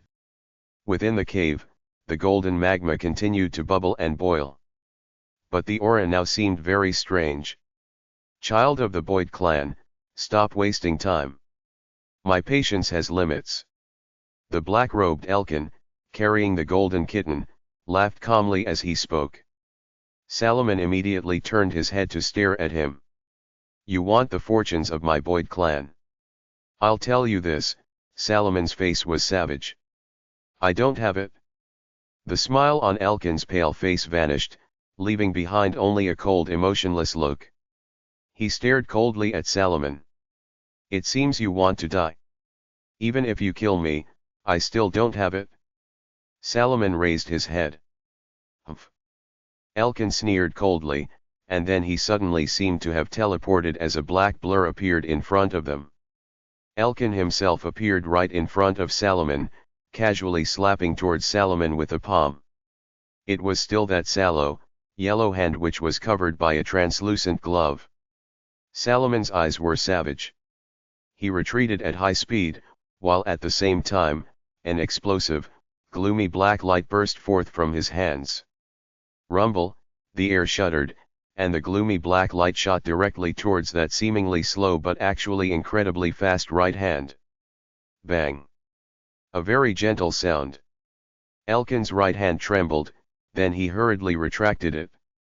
His right hand remained that sallow yellow color, and he hadn't been harmed at all. This is... Tell me, who is your teacher?" Elkin gave Salomon a surprised glance. Salomon, who had retreated to the distant edges of the cave, snickered. "Why ask about my teacher? Can it be that you are already afraid after I used just a minor technique like this?" A hint of anger appeared within Elkin's ashen face. He let out a cold snort. "I gave you a chance, but you didn't take it?" Elkin's right hand stretched out slowly, and it gradually began to turn blood red, and it swelled in size as well. The entire right hand was now even larger than an ordinary person's head, and it was as scarlet red as a drop of blood. Elkin placed the golden kitten in his arms down, then turned to stare at Salomon. "Did you think that you would be able to threaten me with those little tricks?" As soon as he spoke, Elkin suddenly transformed into hundreds of shadows, filling virtually the entire cave. Elemental laws of darkness, shadow-shaped doppelganger technique. Am I really going to be forced to use that technique? Salomon hesitated. Suddenly, a fan-sized blood-red hand came slapping down towards his head. The air around the blood-red hand was twisting and distorting like a vortex, while at the same time the vortex of space was faintly swirling with a black smoke. Salomon's face changed dramatically, and then turned savage. He actually shot out with his own twin hands, a black light covering his right hand which clashed directly with that blood-red palm. Bang! The cave itself trembled. Salomon was knocked backwards like a bag of sand from the blow. Crunch! The bones of his arms were shattered, revealing red flesh and blood as well as white chunks of bone that went flying everywhere. Salomon himself was smashed into the wall, and he spewed out fresh blood from his lips, then slid down to the ground. "Big brother!" Nissa called out in alarm. Linley, Delia, and Bibi all frowned. Linley, Why did Salomon act that way towards you? Can it be that it is because of his identity, that he thinks you revealed it? Delia asked through her divine sense. Linley felt sourness in his heart, and he sent back, "It should be, but I know." Of course Delia knew that Linley wasn't the person to reveal it. After all, in the infernal realm, how many people did Linley even know? Even if wanted to send someone a message, he didn't have the ability to. Linley looked at the heavily wounded Salomon. All he could do was to secretly shake his head. Most likely, no matter what he said, Salomon wouldn't believe him. "Don't kill me." Salomon stood up and hurriedly shouted. "Oh, you don't want to die now?" The black-robed Elkin snickered, while at the same time, with a wave of his hand, that little golden kitten returned to his arms while the blood-red color in his right hand returned to his normal dark color. "What, are you now prepared to give me the wealth of the Boyd clan?" Elkin was worried as well. Worried that Salomon wasn't actually carrying the treasure on him. This was why Elkin didn't want to directly kill Salomon either. "My teacher's name is Electra ye like ate law," Salomon said hurriedly. Elkin frowned, a look of detestation appearing on his face. "So it really is that freak, Electra. When I saw the destructive light you generated, I knew it. Child of the Boyd clan, for you to be his disciple means that you really have quite the capacity for endurance." Elkin let out two chuckles. Salomon's face was gloomy. He thought back to the time he had spent by his teacher's side, which was indeed extremely painful. "The fortune of the Boyd clan? Where is it?" Elkin continued. Salomon's face turned rigid. Just now, he had been hoping that upon hearing the name of his teacher, this person would give up. However, it seemed as though this person didn't care too much about his teacher. Elkin, seeing the look on Salomon's face, understood. Letting out a cold laugh, he said, "What, did you think that just because you reported your teacher's name, I would be afraid?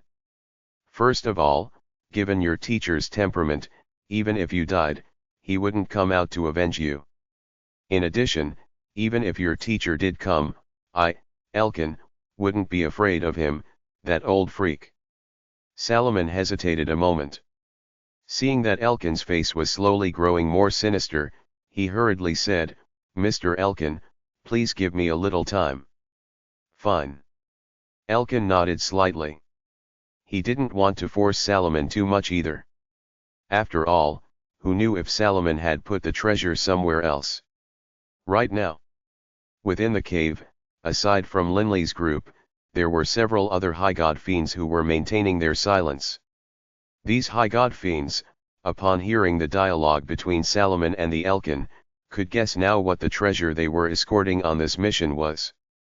"So this fellow is actually a member of the Boyd clan." Those High God fiends all looked towards Salomon. But Salomon himself was staring at Linley. In a low voice, he said, "Linley, do you know how many years I have waited for this day?" "Salomon, I didn't." "No need to speak." Salomon shouted in a cold voice, and the gaze which he swept towards Linley carried within it a hint of viperous fury. "Linley, for this day, I have trained for over 1,000,000 years. 1,000,000 years. Do you know how long a period of time that is? In addition, I had to endure the torments of that old freak Electra." Elkin's eyes contained a hint of amusement within them. "A million years? This little fellow's endurance really is pretty strong." Salomon's eyes were glowing red. "I've been enduring this entire time. Waiting. The final hope of the Boyd clan, the final hope of myself, Salomon. I, Salomon, trusted you and told you my identity. But, I didn't expect that you would actually reveal it. You, Linley, actually destroyed my one and only hope. I misjudged you." Salomon ground his teeth. "You greedy, ravenous wolf, I misjudged you." Salomon turned to stare at Elkin. "Mr. Elkin, I truly am amazed that you were able to insert a spy like Linley into the escort squad of fiends. I truly admire you. I admire you so much I could kowtow to you. Every single word of Salomon's contained boundless anger. Elkin raised an eyebrow, then laughed. He didn't deny it. Elkin's laughter, as Salomon saw it, was a self-delighted laugh. He became all the more enraged. Big brother Linley, it really was you. Only now did Nissa begin to understand. She stared at Linley in disbelief. You actually belong to this Elkin's side?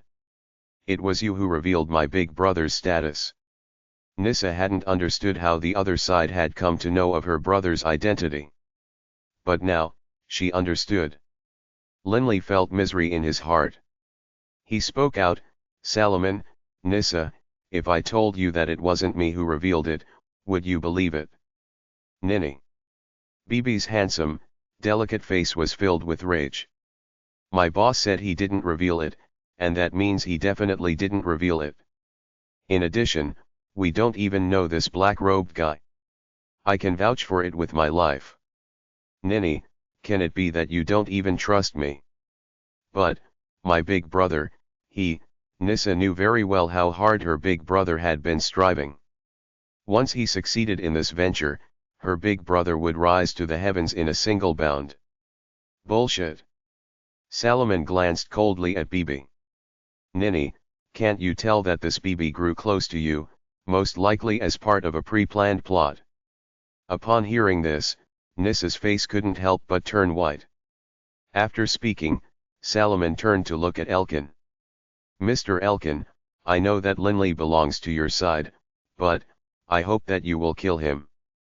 Otherwise, don't even think about acquiring the treasures of my clan. Book 15, Priceless Treasure, Chapter 19, Kiss. When these words came out, Linley's face couldn't help but change. If it weren't because Salomon was worried about Elkin, he would have killed Linley long ago. After all, as Salomon saw it, Linley was someone who should have been on Elkin's side. Naturally, he wouldn't easily offend Elkin. Salomon, you as asterisk hole. Bibi immediately bellowed in fury. I told you, my boss definitely did not reveal your secret. Why are you so convinced that it was my boss who did it? And you want to kill him? You are a motherfing as-hole, and as asterisk hole. Bibi actually wanted to kill Salomon right now, but his strength was far inferior to Salomon's. Salomon, on this entire way over, Linley remained within the metallic creature. How could he have had the opportunity to reveal your secret?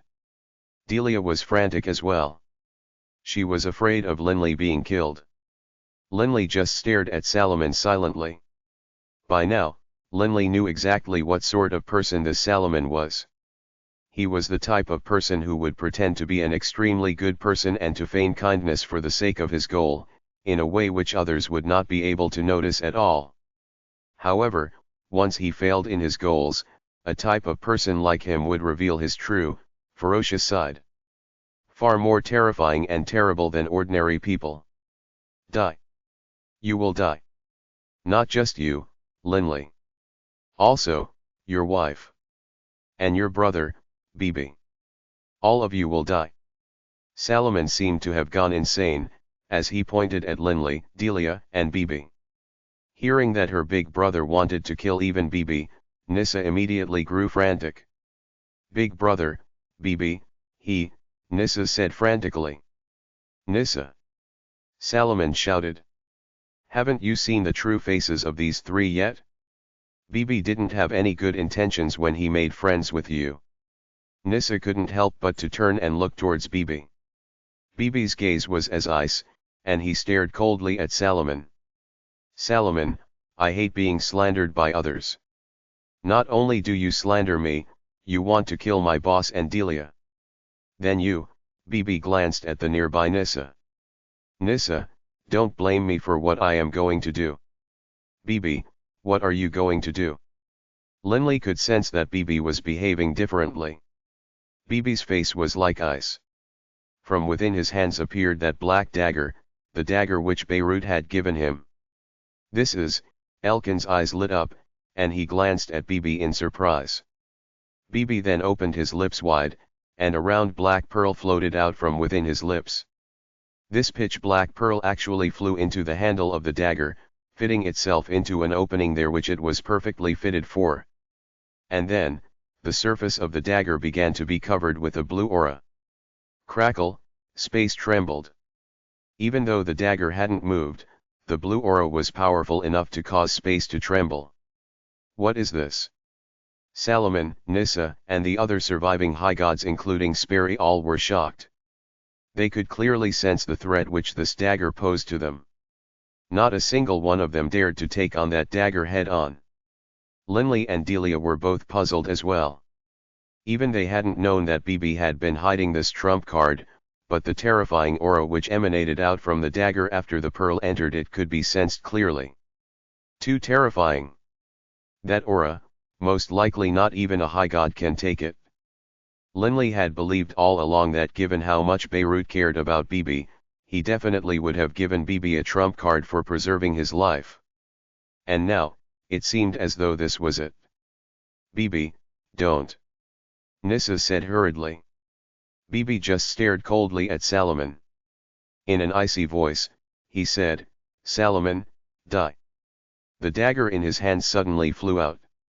Swish. A black light flashed, and a hole was easily torn in space. As though the space of the infernal realm was just a piece of paper.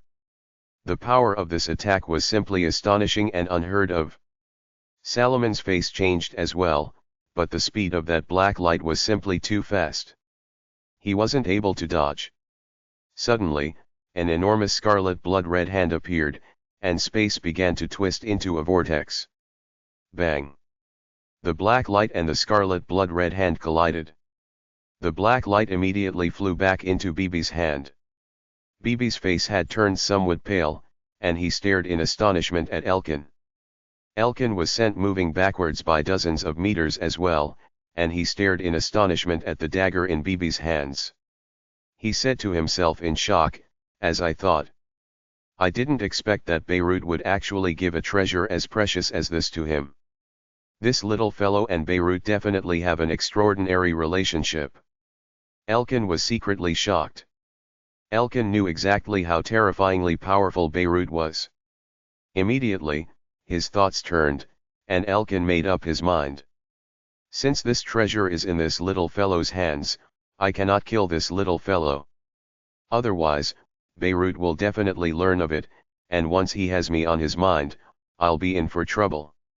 Linley and the others, including the high god fiends and Salomon, were all greatly shocked. They all knew exactly how terrifyingly powerful Elkin was. The three Edward brothers weren't able to resist at all when they had fought. But that queer dagger of Bibi's had actually forced him backwards. But how could they have known? Bibi, that technique of yours. Linley was greatly surprised. Bibi sent through divine sense, I'm not that powerful. The person who forced that fellow to retreat was the power of Grandpa Beirut, which had been contained within that spirit pearl. It can be said that it was Grandpa Beirut who defeated him. Bibi, in truth, just followed the instructions in activating it. Elkin glanced at Bibi, then turned to look at Salomon. Salomon, in order to protect you, I lost a high god artifact which I have been using for 1 trillion years. Only now did Linley and the others realize that the translucent glove which had been on Elkin's right hand had been torn apart. Beirut really lives up to his reputation. Elkin's heart shuddered. Although he was a reclusive expert, there was still a great gap when compared to the legendary and mighty figure, Beirut, who had suddenly appeared out of nowhere to prominence. Elkin's heart was filled with anger, and he stared at Salomon. A high god artifact which he had been nurturing for over 1 trillion years was incredibly precious to its user. After all, how could a purchased high god artifact compare to a high god artifact which you had been personally nurturing? I told you. That Delia and that Bibi all have to die. Salomon growled. I cannot kill that Bibi. The others can die. Salomon, don't test my patience further. Elkin said calmly. Fine. Salomon nodded. That little rascal can be spared. In his heart, Salomon still hated Linley the most. Fusro, handle it. Elkin said calmly. Meow. The golden kitten meowed gently. It was extremely strange. The stone walls of the entire cavern suddenly came pressing down, and the space within the cave immediately shrank in size. The faces of Linley and the others changed dramatically. They saw the stone walls constantly press down towards them. And the other high god fiends immediately began to bellow with rage and strike at the stone walls. Bang! Bang! Explosions could be heard non-stop, but their full-strength blows could at most chop out a half-meter-long hole which would immediately heal. In but a few moments, the space of this cavern had shrunk to less than 30%. The mountain walls continued to press them towards that golden magma pool. In other words, every person within the cave no longer had enough space to stand. They had to hover in the air, hover above that golden magma pool. Even Elkin and Salomon were hovering there. Delia. Hurry up and use your death god golem to block below you. Linley was worried that Delia would be dragged into the golden magma pool. Right. Delia nodded gently, and then glanced at Linley. Lord Elkin, Salomon, we didn't interfere. Release us. Sperry and the other 5 Hyads said hurriedly. Salomon, his heart currently filled with fury, glanced at them coldly. Humph. All of you can die. Fusro. Elkin said calmly. Meow, the golden kitten purred, a hint of joy seemingly contained within his voice. Instantly, the previously calm and quiet golden magma pool beneath them suddenly transformed into a large number of giant liquid golden hands which snatched at the fiends above. Dozens of enormous hands had erupted forth from this golden magma pool. Swoosh! All of the fiends immediately tried to rely on their speed to dodge. The air above the golden magma pool was filled with countless figures as everyone frantically tried to dodge. Only Elkin, Salomon, Nissa, and Bibi weren't being attacked by any of the giant liquid golden hands. Bibi, you and Delia, stay together. Linley shouted mentally. Got it, boss. Bibi immediately drew closer to Delia. Indeed, those giant liquid golden hands tried to avoid Bibi and moved away from him. However, those giant liquid golden hands would still move in an arcing route to try and snatch Delia. By being next to Bibi, though, Delia was in less danger now. If this continues, it won't end well. Linley had a terrible feeling, because he knew that there were no corridors nearby. They could dodge for a time, but they couldn't dodge forever. Eventually, they would be caught. Ah! Suddenly, a high god was seized by one of the giant liquid golden hands. Upon one giant liquid golden hand grabbing the high god, immediately, the many other giant liquid golden hands surrounded him, then dragged him directly into the golden magma pool. This scene caused the faces of Linley and the others to change. Boss! Bibi's frantic voice rang out in Linley's mind. Linley turned to look. It was Delia who was now surrounded by the giant liquid golden hands. Although Delia had Bibi helping out, her own power was simply too weak.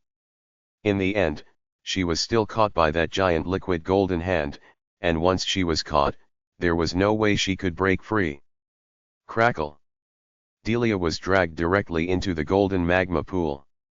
Her feet first entered the pool, and Delia continued to stare upwards towards Linley. Linley seemed to have been gone dumb. Linley! Take care of yourself. Delia's divine sense echoed in Linley's mind. Delia! Linley's eyes instantly turned scarlet red. He shot down like an arrow, ignoring all else as he charged towards Delia. Linley stared at Delia, and Delia stared at Linley. In this moment, only Delia's head remained above the surface of the magma pool. The two were only 10 meters apart from each other. Given Linley's speed, that distance could be traversed in but the blink of an eye. But in that instant, one scene after another of the two being together flashed through Linley's mind, as fast as lightning. In his youth, the two had been classed together at the institute. 10 years of parting, then their reunion. The anarchic lands, their marriage, their child. Their arrival in the infernal realm. Delia had followed him here without reservations, and they had adventured through the infernal realm. Silently, noiselessly, Delia had become the other half of his life. Neither of them could be without the other. In the instant she was dragged down into the magma pool, seeing how Linley ignored everything else and immediately charged down, Delia's tears began to fall. Boom! Magma sprayed everywhere. Linley burrowed into the magma, clutching Delia's already submerging body. The earthen aura surrounding Linley immediately covered Delia as well, as a pulse-guard armor formed on Delia's body. Only, the corrosive power of that golden magma was simply too great. The pulse-guard armor couldn't help but begin to tremble and melt. Linley frantically used the divine power of his divine earth clone to maintain the pulse-guard armor. Within the magma pool, the yellow earthen aura covered Linley and Delia, and a strange type of spiritual energy slowly circled around Linley and Delia's consciousness. That strange energy was actually able to locate the flaw in Linley's damaged soul-protecting sovereign artifact and easily slip through. Linley and Delia both begin to grow woozy. Linley, you are such a fool. Delia's eyes were filled with tears. We roamed the infernal realm together. Even if we die together. Delia was on the verge of losing consciousness, but she still managed to smile. Linley, I feel very satisfied with the life I have lived. And then, she struggled hard to raise her head and kiss Linley on the lips, and Linley kissed Delia back. In the last moment before Linley lost all consciousness, one scene after another from his youth until now flashed through his mind like lightning. His meeting with Grandpa Doering. Killing the king of the kingdom of Fenley. His fame shaking the world in the O'Brien Empire. The founding of the Barrack Empire. The adventure in the necropolis of the gods. The destruction of the Radiant Church. And then their adventuring in the infernal realm, where his wife had accompanied him until death. When they had arrived in the infernal realm, Linley had been mentally prepared to die. After all, in the constant slaughter field that was the infernal realm, anybody could die. Even if he died, he would die happy. He was dying alongside his beloved. Me too. I am very satisfied with my life. And then, his consciousness was gone. Book 15, Priceless Treasure, Chapter 20, Talisman. Drip, drip. The golden magma pool continued to bubble and boil. Those giant liquid golden hands now tried to snatch the 3 remaining high gods. Only 3 lucky survivors were left. Salomon, that bastard. Even if we die, we need to make him die with us. Sperry sent a message with divine sense to the other 2. They could already feel that dodging was very difficult. Right. Make him die with us.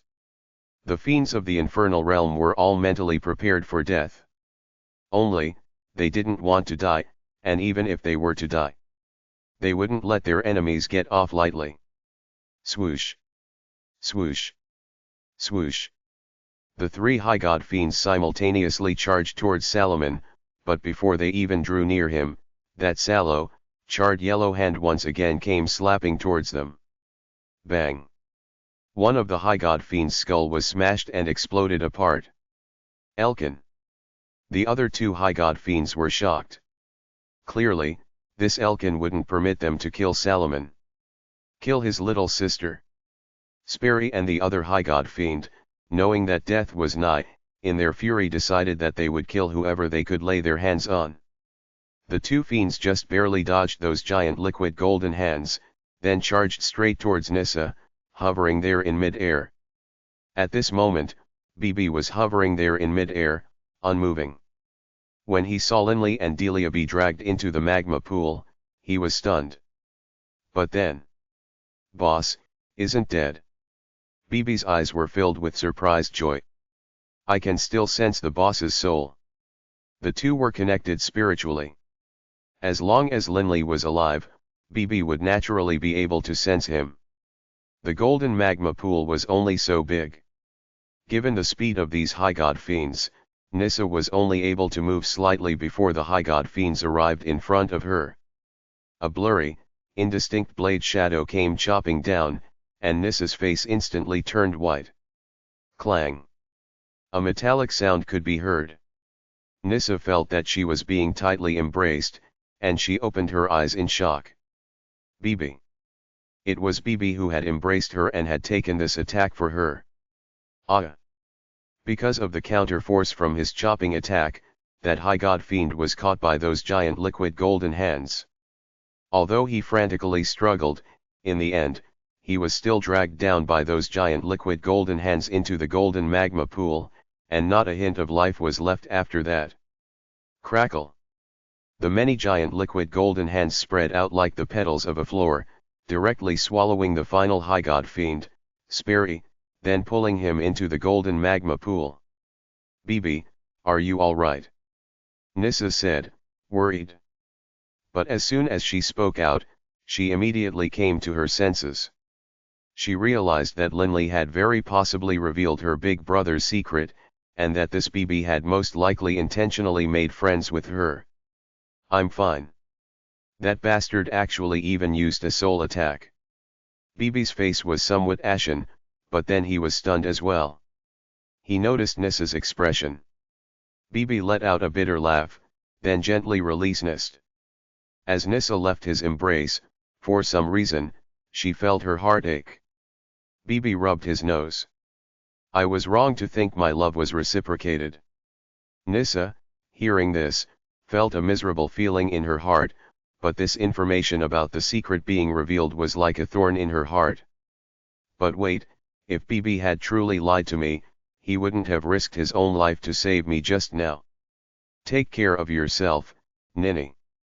The sound rang out next to her ears, and then, splash. Only now did Nissa realize that Bibi had already jumped into the magma pool. Nissa was instantly stunned.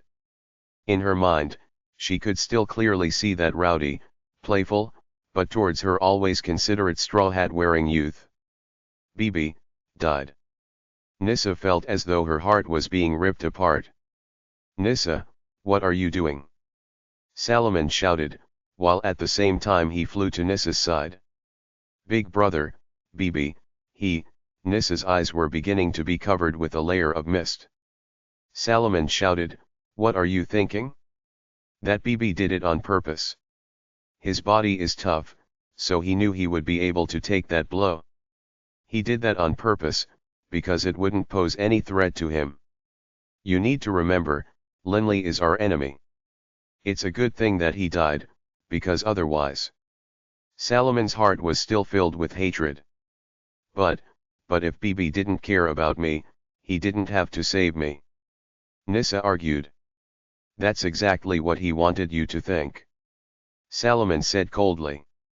Nissa, that Bibi is extremely crafty and sly. With a rumbling sound, the four walls of the stone cave once more spread out, and the space of the cave expanded once more. Elkin, holding that little golden kitten, landed on the flat ground, and Salomon pulled his little sister to fly over as well. At the bottom of the golden magma pool, there was a place where the magma had naturally split open, forming a true, empty space. Linley and Delia were currently embracing each other there. What's going on? Linley and Delia both woke up. Delia immediately used her divine power to repair her body while staring at Linley. Linley shook his head as well. I don't know either. And then, Linley and Delia both began to laugh. Linley. I thought I was dead. Delia said gently. Me too. I thought I was going to die. Linley felt a warm feeling in his heart. With a wife like this in his life, what more could he ask for? After truly having walked on the fine line between life and death, this time, Linley had truly believed he was dead. But who would have imagined that he would survive? This sort of feeling truly was astonishing and shook his soul. Linley. In Linley's arms, Delia looked up towards Linley. After this experience, my heart is calm. Linley, although the infernal realm has many dangers, as long as you are by my side, I won't be afraid no matter where I go. Linley held Delia, his heart filled with joy and bliss. He didn't say a word. You two, husband and wife, are really enjoying yourselves. A deep voice rang out in the mind of Linley and Delia. Linley and Delia were both shocked. You are. Linley spoke. Everyone else who entered this liquefied pool of gold flame is dead, aside from you two. Even the high gods are dead. The deep voice continued. Linley and Delia instantly understood who this person was. You are the volcano titan. Linley said. Right. You may address me as Fusro. The deep voice said. Fusro. Linley thought back to how the black-robed Elkin had held that golden kitten in his arms. Elkin seemed to have addressed the kitten as Fusro. You are a member of the Four Divine Beasts clan, but more importantly, the relationship between you and that BB is quite deep. Thus, Master ordered me to spare your lives when pulling you into the liquefied pool of gold flame, so as to temporarily fool that Salaman. You can wait right here for now. I won't claim your little lives. I imagine that you know that I can kill you at any time. Don't go out. And then, the voice disappeared. Linley and Delia exchanged a glance, then laughed. Delia said, Linley, before this, I saw that Elkin was afraid to do anything to Bibi. He wanted to spare Bibi. I was wondering, why didn't he spare us? So actually, that was this Elkin's plan all along. Linley laughed as well. Indeed, everyone else who had entered the golden magma pool had died. So as to give Salaman a false impression, that anyone who entered the golden magma pool would die. Actually, the golden magma pool was under the control of Fusro. If he didn't want someone to die, of course that person wouldn't die. This Fusro's power truly is terrifying. Linley was secretly shocked. That spiritual energy had gone straight through the flaw in his soul defense. Linley had known all along that powerful high gods were capable of this. But now, he had actually encountered it. Plunk. Suddenly, a figure charged down at high speed through the pool, then straight towards him. Linley could clearly sense the ripples of that soul. Bibi, what are you doing here? Bibi quickly charged down into this area of land. Boss, so you really are all right. Bibi saw Linley and Delia, and was instantly overjoyed. You guys really are a pain. Fusro's voice rang out once more in the minds of the three. Who is he? Bibi's face changed. Linley explained, he's the volcano titan, Fusro. Fusro? Can it be that he's the kitten? Bibi's eyes lit up. Don't mention kittens. Fusro's voice exploded in fury. Enough. The three of you, obediently stay here and don't go out. The sound from outside will carry in here. Don't worry, though, your voices won't be able to transmit out. Linley, Delia, and Bibi were at the bottom of the golden magma pool. Indeed, they could hear the voices from outside. Elkin, holding the golden kitten, laughed calmly as he looked at Salaman. Salaman, all of them are dead now. I've given you face. You should give me the treasures of your clan to me now, right? Is it on you, or is it somewhere else? Nissa appeared quite nervous. Salaman laughed calmly. Right. I admit that I am a member of the Boyd clan, but Mr. Elkin, I have to tell you something. Speak. Elkin frowned. He felt as though something was amiss. The amount of wealth I have on me, and in fact even including all the wealth I have in other places, amounts to less than 10 billion inkstones. Salaman laughed calmly. 10 billion inkstones, to ordinary high gods, was an enormous figure. But to Elkin, it was nothing at all. To the Boyd clan, it was comparable to a single hair on the body of 9 bulls. You are playing me for a fool. Elkin's face changed. Salaman hurriedly said, No, no, I'm not playing you. To tell you the truth, those two old servants of mine did in fact bring a vast fortune to me, but, I've already offered the fortune to someone else. To who? Elkin frowned. You'd best not lie to me. To Lord Aiken I can. Salomon replied. Elkin's face changed. Aiken. Elkin couldn't help but feel angered, and he shouted angrily, Salomon, Lord Aiken is indeed powerful, and I, Elkin, don't dare irritate him, but, do you think that just because you randomly report a name to me, that I will give up? Why don't you say Beirut? Why don't you go ahead and say that you gave it to the almighty sovereign, the Redbud ruler? Anybody can name names. With a flip of his hand, Salomon revealed a black talisman which was covered with complicated runes. You should recognize this talisman. Salomon said. HRM. Elkin's face changed, and he was instantly speechless. He could recognize it. This was indeed Lord Aiken's talisman.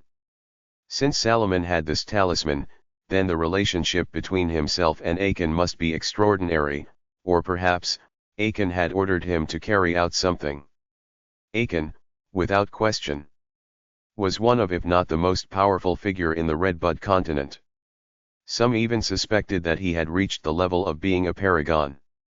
He had previously been an Azura, but then he had voluntarily stepped down and allowed another 7-star fiend to take over. Nobody believed that it was because Aiken wasn't strong enough. Everyone knew exactly how terrifying Aiken was. Although he was not an Azura, his power was far greater than that of most Azuras. Aiken of the Redbud continent. Beirut of the Blood Ridge continent. They were all dazzling, legendary figures. Drip, drip, the golden magma in the cave continued to bubble and hiss. Other than that, it was silent. Inigo, what say you? What should we do? Elkin turned to stare behind him. Suddenly, a tunnel appeared in the stone wall, and a person came out. It was Inigo. Inigo stepped out. He had been listening all along. Although this Salomon has the talisman of Lord Aiken, but, that doesn't mean that he doesn't have the wealth of his clan on him. Inigo said. You are, Salomon, and Annie stared at him. I saw you before at the Castle of Sand.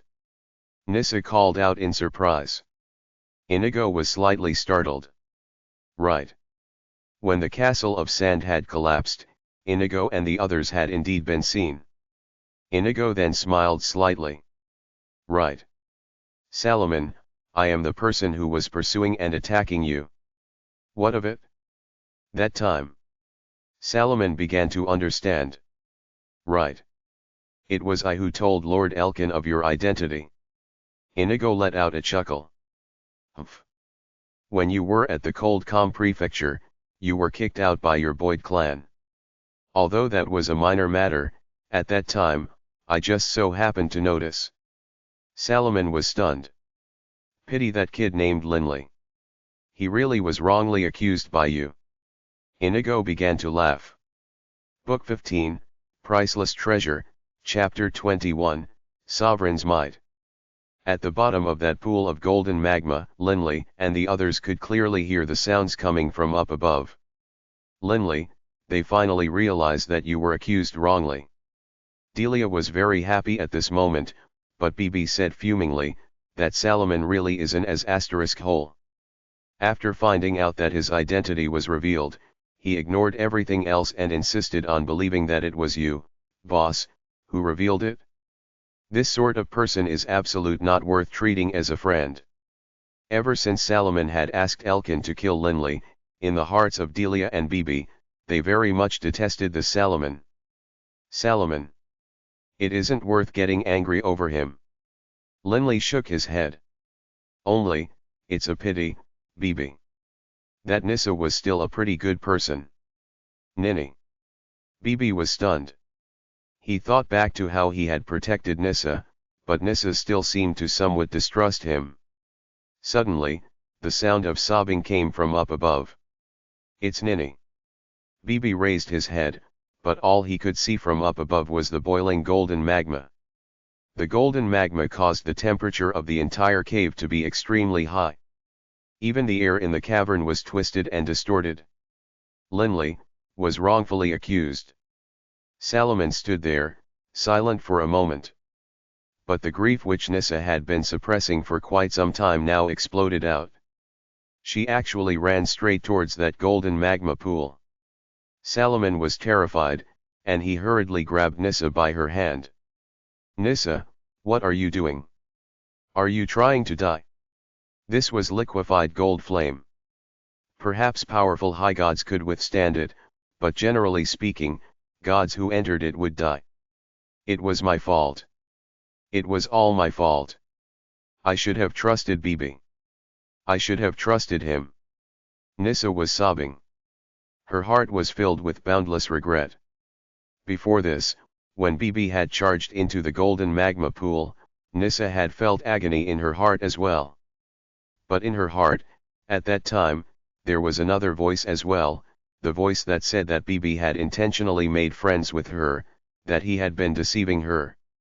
That was the only reason Nissa had been able to remain standing there. But upon Nissa learning that Linley had been wrongfully accused, it was as though countless thunderbolts had suddenly gone off in Nissa's mind. She was wrong. Linley had been wrongfully accused, and Bibi had been sincere towards her. "He didn't lie to me. He's never lied to me. In order to save me, Bibi ignored his own well-being, but I doubted him. I didn't believe him." Nissa's face was streaked in tears. She wanted to draw closer to the golden magma pool, but how could Salomon just watch as his little sister threw her life away?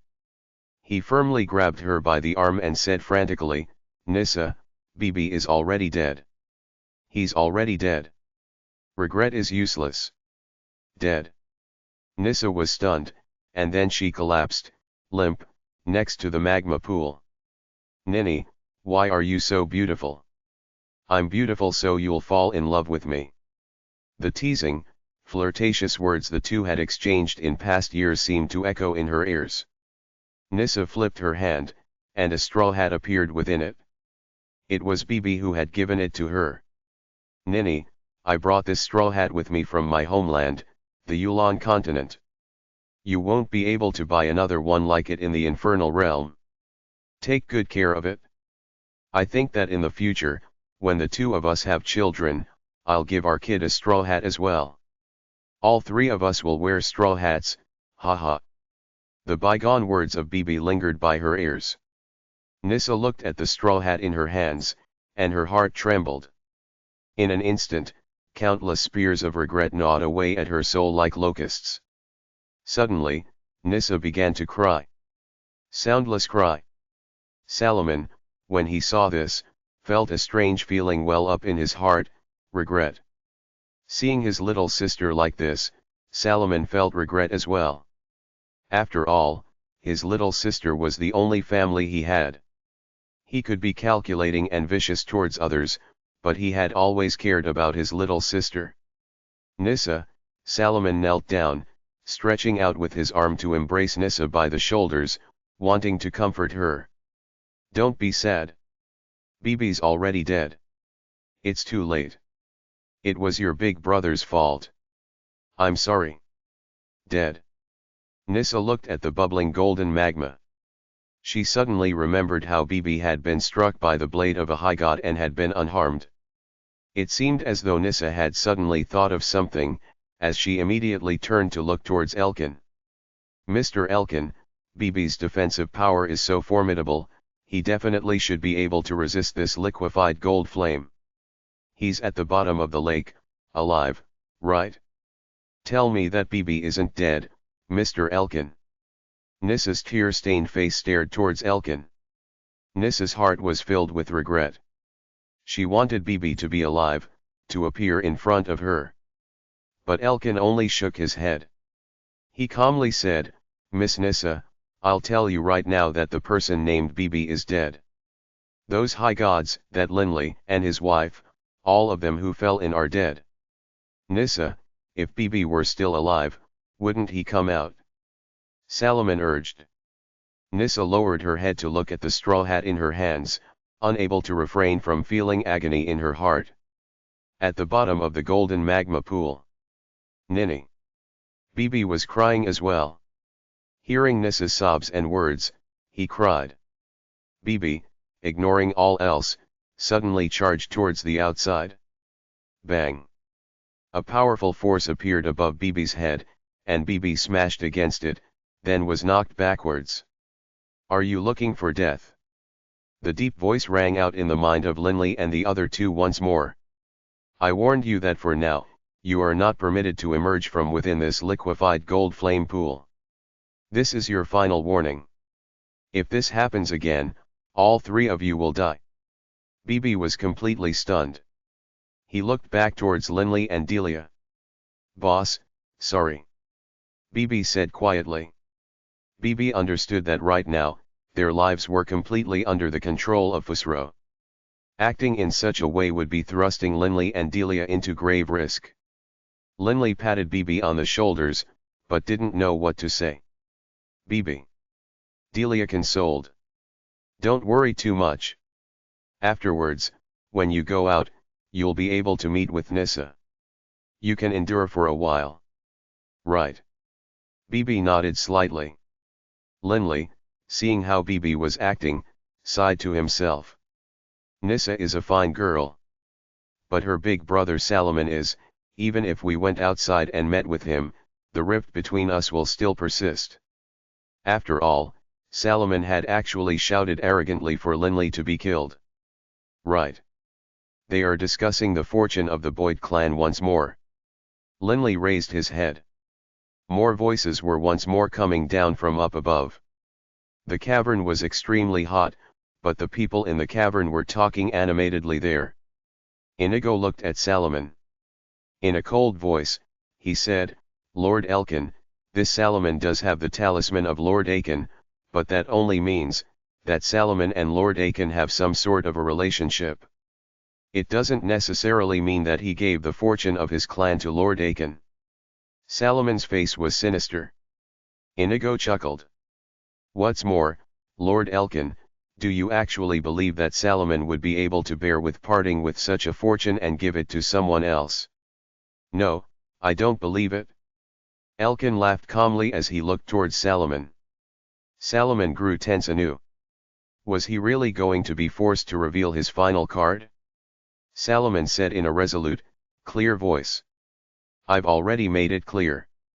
I gave my clan's fortune to Lord Aiken, using this fortune in exchange for Lord Aiken's trust. Lord Aiken has instructed me to go to the Rainbow Prefecture to take care of a major undertaking.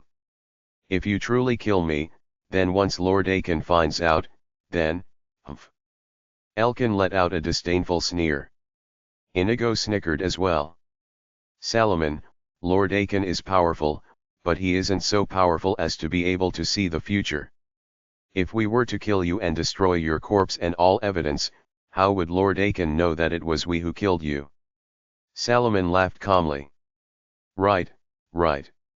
I understand. The chances of Lord Aiken finding out are very low, but if he really were to find out, then you too would be finished. I can tell you clearly that the amount of money I have on me is less than 10 billion inkstones. Can it be that for the sake of 10 billion inkstones, you would be willing to incur the anger of Lord Aiken? 10 billion inkstones. Inigo said with a snickering laugh. Who would believe you? Elkin stared at Salomon, then suddenly said, Salomon, give me your interspatial ring and let me inspect it. If it truly is as you say, then I'll let you leave. What do you say? Fine. Let it be as you say. Salomon said clearly, but who would have thought that just as he agreed, Elkin would continue. Oh, and also your interspatial belt. Give it to me for an inspection as well.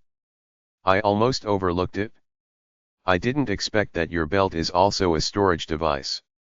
Interspatial storage devices could be made in the shape of rings. Naturally, they could be made into other things as well. However, because rings were convenient, interspatial rings were extremely common. Belt. Salomon's face changed. Elkin and Inigo, seeing the look on Salomon's face, began to laugh. Clearly, Salomon's interspatial belt most likely contained the fortune of the Boyd clan. To give Lord Aiken face, all I will do is inspect your interspatial ring and belt. If it truly is as you say it is, then I will let you out.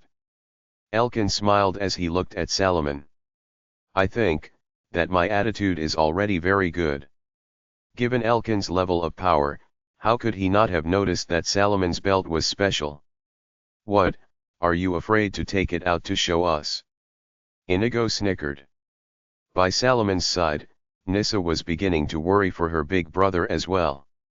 Although in her heart, she still felt a bit of rage towards her big brother, no matter what, Salomon was still her big brother. Big brother, Nissa said softly. Salomon's gaze turned sharp.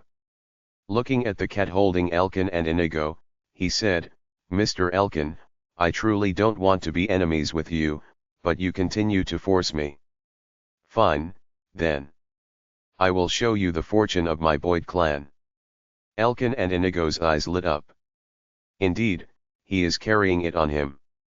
Elkin said to himself, and Inigo chuckled softly. Lord Elkin, I told you long ago that the Salomon wouldn't be able to bear giving his clan's fortune to Lord Aiken. Elkin smiled and nodded approvingly towards him. At the same time, they both stared towards Salomon, seeing what he was going to take out. But their features instantly froze. They stared in astonishment at an item held within Salomon's hands. Do you see it? This is the entirety of the fortune of our Boyd clan. Salomon was holding a single black drop of water within his hand. He laughed coldly as he looked at Elkin and Inigo. I imagine the two of you should both know what this is. SOV, Sovereign's Might. Inigo stuttered. Elkin's face had become exceedingly ugly as well. Salomon stared at the drop of black water in his hand. His gaze became unfocused, and he said softly, right. This is Sovereign's Might? A liquid drop of the power of a sovereign. I trust that when combining this drop of Sovereign's Might with my own profound mysteries of the laws, I will have enough power to kill the both of you. Elkin and Inigo's faces were very unpleasant. How do you have Sovereign's Might? Could it be, Aiken? Elkin instantly understood. Salomon said softly, I didn't lie to you at all. I really did give my entire clan's fortune to Lord Aiken. In addition, Lord Aiken previously owed my Boyd clan a favor. I gave that astonishingly vast fortune to Lord Aiken, and asked Lord Aiken to help me refine a drop of Sovereign's Might. Thus, this is the entire fortune of my clan. Sovereign's Might was divided into types as well. Earth, fire, water, wind. Darkness, light, lightning, life, destruction, death, fate. Although every single inkstone and azurite contains within it an extremely minuscule and almost negligible amount of Sovereign's Might, when countless inkstones and azurites are put together and refined, in the end, a single drop of Sovereign's Might can be forged. Salomon said softly. Sovereign's Might in gaseous form would naturally dissipate. Therefore, it had be refined into liquid form. A drop was the smallest stable amount. However, a single drop of Sovereign's Might required the consumption of an astronomically large sum of inkstones and azurites. More importantly, it was extremely hard to refine Sovereign's Might. In the entire infernal realm, there are very few experts capable of refining Sovereign's Might. Fortunately, Lord Aiken has this ability. Salomon said as he looked towards Elkin and Inigo. He didn't want to take out the Sovereign's Might at all. This was his one and only backup. Once he used it, he would be unable to advance his plans. How would he, a single high god by himself, be able to resurrect the Boyd clan? But even if he didn't use it and if these two let him leave, the news that he had Sovereign's Might would definitely spread out. Every possible outcome was a bad one for Salomon. Book 15, Priceless Treasure, Chapter 22, Water Drop, Sovereign's Might. Now that he had taken out a drop of Sovereign's might, he could either use it to either kill his opponents, or to cause the opponents to let him go out of fear. No matter what, he could leave safely. However, upon taking it out and revealing it, he had revealed his trump card, and it would no longer be a trump card. Salomon felt rage whenever he thought of this. Glancing sideways at Elkin and Inigo, he saw that clearly, the two of them were very desirous of this drop of Sovereign's might, but they also didn't feel confident in being able to take it. Salomon said softly, "The inkstones and azaites of the infernal realm are all created by the sovereigns of destruction. This drop of black water is in fact a drop of destruction sovereign's might, and I just so happen to train in the way of destruction. Destruction sovereign's might, paired with the way of destruction, the power will be even greater." Elkin's face was truly terrible to behold. In the infernal realm, 7 star fiends could be considered supreme experts, with Asuras being the greatest figures who could roam the entire infernal realm. However, there were 108 Asuras, many 7 star fiends, and retired Asuras. Throughout the course of the countless years of history, there were many powerful experts in the infernal realm. To be able to stand at the very peak of even these experts, generally one of the below criteria had to be true. One like Achan, be capable of refining Sovereign's might? Who would dare do battle against someone who was capable of using a drop of Sovereign's might? To be a supreme expert who possessed a sovereign artifact. With a sovereign artifact in one's possession, naturally one would be far above the others. 3. Be a high god who had reached the level of being a paragon, of completely fusing all of the profound mysteries in one of the elemental laws. Naturally, such a person would stand at the very peak amongst high gods. 4. Of course, there were always some special cases. Special cases being that the 7 star fiend's original form was that of a divine beast which had an extremely monstrous divine ability, such as the God Ader ability. With such a monstrous divine ability, then of course one would be exceedingly powerful. There were also soul mutations, and some other special circumstances. In short, whether it was Achan whose fame overawed the Redbud continent, or Beirut of the Blood Ridge continent, these experts all had something they relied on.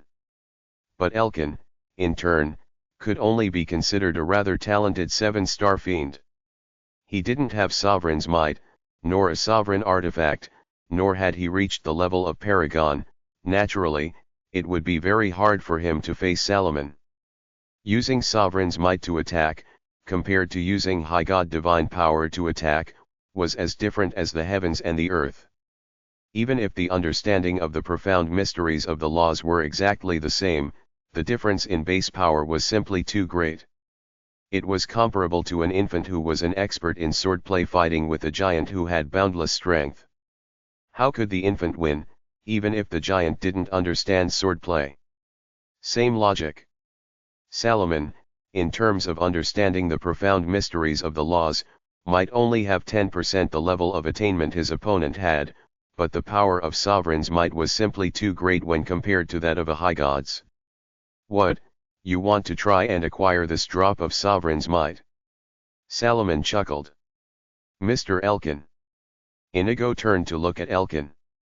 Inigo's personal power was weaker than Salomon's to begin with. Once Salomon used the Sovereign's might, killing Inigo would only take an instant. Elkin hesitated slightly, then let out a low sigh. Sovereign's might, such a small drop of water which contains such exceedingly terrifying power. Elkin's words contained a hint of envy.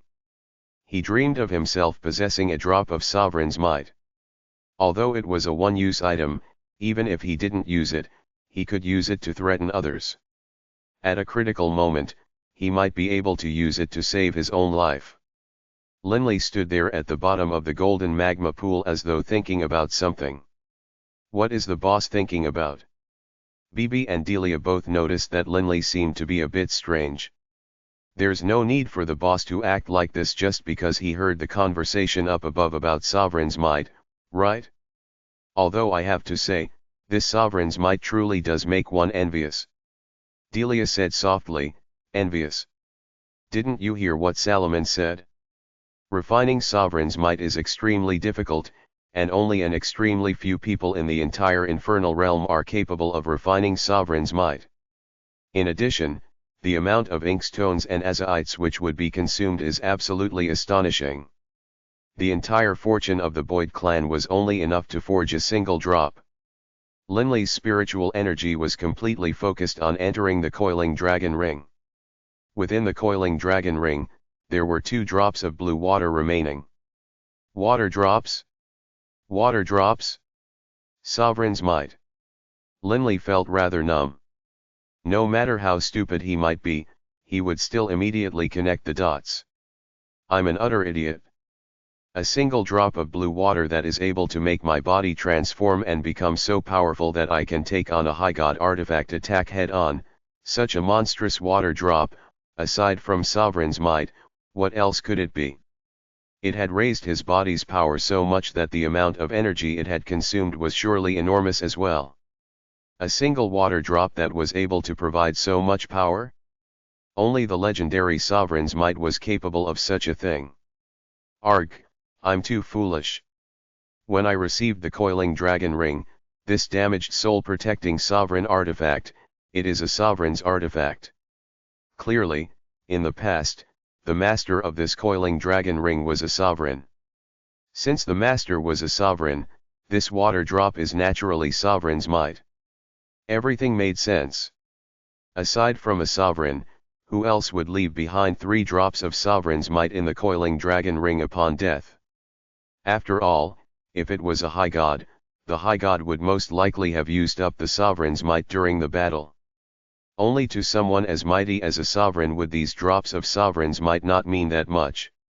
After all, sovereigns possessed boundless amounts of divine sovereign power. Leaving behind 3 drops of sovereign's might before death was normal. I used a drop. I still have 2 remaining. If I were to sell them, what sort of price would they fetch? Although Linley was curious about it, he wasn't so stupid as to actually go do it. A single drop of sovereign's might was a priceless treasure. The entire fortune of the Boyd clan, accumulated over countless years, had to be expended, as well as the favor which Lord Aiken owed the Boyd clan, with the result being that Aiken had forged a single drop of sovereign's might. In truth, to an expert on Aiken's level, a debt was actually far more valuable than any treasure. If that wasn't the case, no matter how much treasure had been offered to him, Aiken probably still wouldn't have refined the sovereign's might. After all, if he made sovereign's might for someone, it was very possible that one day, that drop of sovereign's might could fall into the hands of an enemy. The black drop of water is destruction sovereign's might. My blue water drop should be water sovereign's might. Linley could actually sense that the blue drop of water contained the aura of water.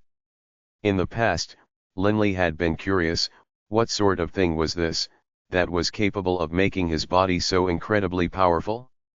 Linley had never dared to imagine that it might be sovereign's might. But today, Linley understood. If I were to use the sovereign's might when executing the bewildering shadow attack, how powerful would it be? Linley wondered to himself.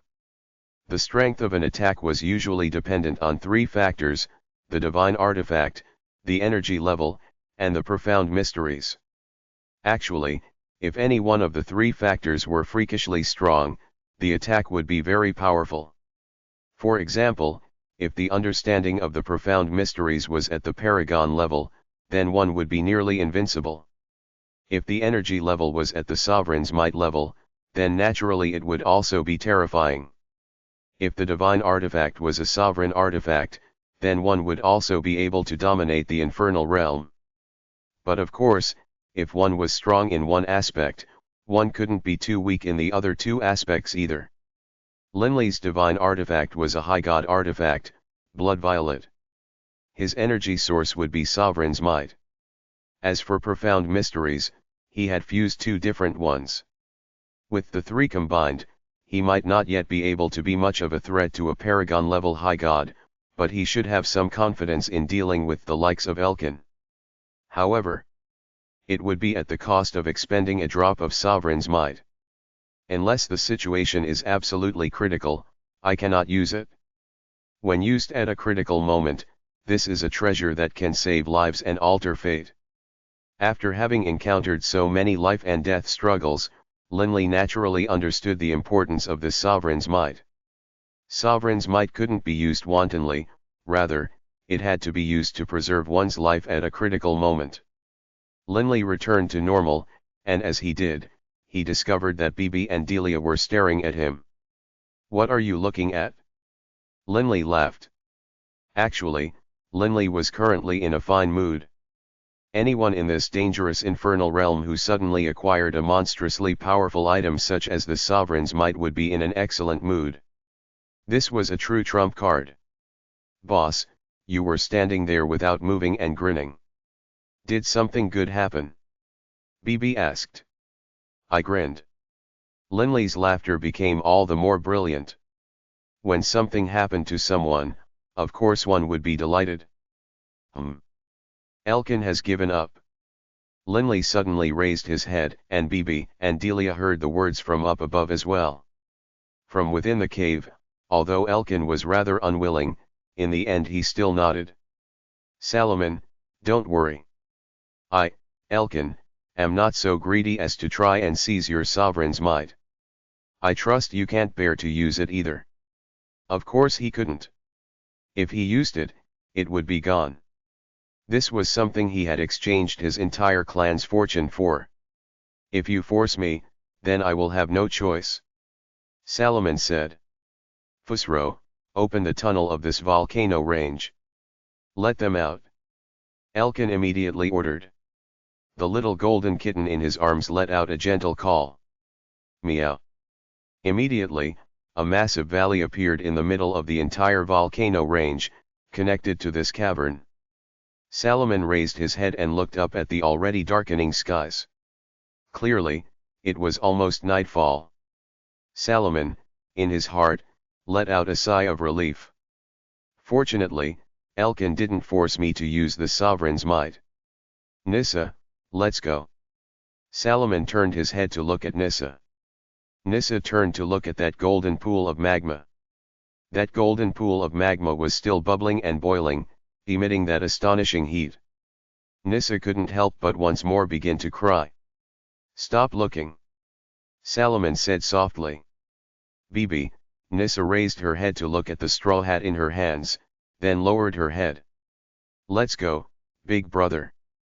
And then, Nissa and Salomon immediately flew out through the enormous valley, disappearing from sight in the blink of an eye into the desolate wilderness. All that work for nothing. Elkin let out a low snort. He had a belly full of suppressed anger right now. He had thought that the fortune of the Boyd clan was about to fall into his hands. Unexpectedly, the so-called fortune was a drop of sovereign's might. This was indeed a treasure, but it was one that was hard to acquire. He could only watch as Salomon left with it. Inigo suddenly set up his godrealm, preventing any sound from leaving them. Elkin couldn't help but glance suspiciously at him. Inigo said softly, "Lord Elkin, I know that the one called Bibi is currently within that pool of liquefied gold flame. The weapon Bibi is wielding is a treasure. If we seize it, this trip won't be considered a loss." Although Inigo hadn't been present at the time, Fusro had informed Inigo of everything which had happened through innuendo. Elkin now understood. No wonder Inigo had blocked out sound, he was afraid that Linley's group would hear them. Bibi's weapon? That is indeed a treasure. Elkin let out a sigh. That is a weapon which only Beirut is capable of forging, a weapon which is completely forged out of divine sparks. It is tough and sharp. Its power far surpasses any ordinary high god artifact. It's only slightly inferior to a sovereign artifact. A Godspark weapon. Beirut's trademark, which only he, Beirut, could forge. Divine sparks were indestructibly tough, and only God-Ader rats were capable of digesting them. Currently, Bibi was only capable of digesting them and was not yet able to refine them, but Beirut was. In the infernal realm, a single Godspark weapon had an astronomical price. But for Lord Beirut to give Bibi a weapon like this means that their relationship is extraordinary. If I killed him, then that would be offending Beirut. You should know how terrifying Beirut is. Elkin was rather hesitant. Inigo cursed inwardly. How could he not know how terrifying Beirut was? Beirut, who had suddenly sprang to prominence out of nowhere, was someone which perhaps ordinary deities might not be aware of, but those larger clans and those reclusive, hidden experts all knew about him. If one had to use a single word to describe Beirut, then that would be brutal. Many people believed that in the blood-rich continent, aside from the blood-rich ruler, the number one expert was Beirut. "Milord, I know that Lord Beirut is terrifying, but even someone as mighty as a sovereign can't know the past or the future. As long as we kill this Bibi while destroying his corpse and all proof of his existence, how would Beirut find out that it was we who did the deed?" Inigo said hurriedly. "If you are afraid that his Godspark weapon is too dangerous to keep and runs the risk of Beirut finding out, then you can just go and sell it off at the Black Sand Castle. By then, nobody would know who the killer was. This Godspark weapon is worth an astronomical price." Book 15, Priceless Treasure, Chapter 23, Execution. Faced with Inigo's enticing suggestions, Elkin began to frown in thought. "Lord Elkin, what are you worried about? Beirut definitely wouldn't find out." Inigo said hurriedly. The little golden kitten in Elkin's arms meowed as well. "Meow. Master." This Inigo's words have some logic. Even someone as mighty as a sovereign can't possibly know the past or the future. If you kill Bibi, Beirut almost definitely will not find out. Elkin let out a low snort. "Kill Bibi? Your words do make some sense. Fusro. Have Linley's group of 3 come out first," Elkin instructed.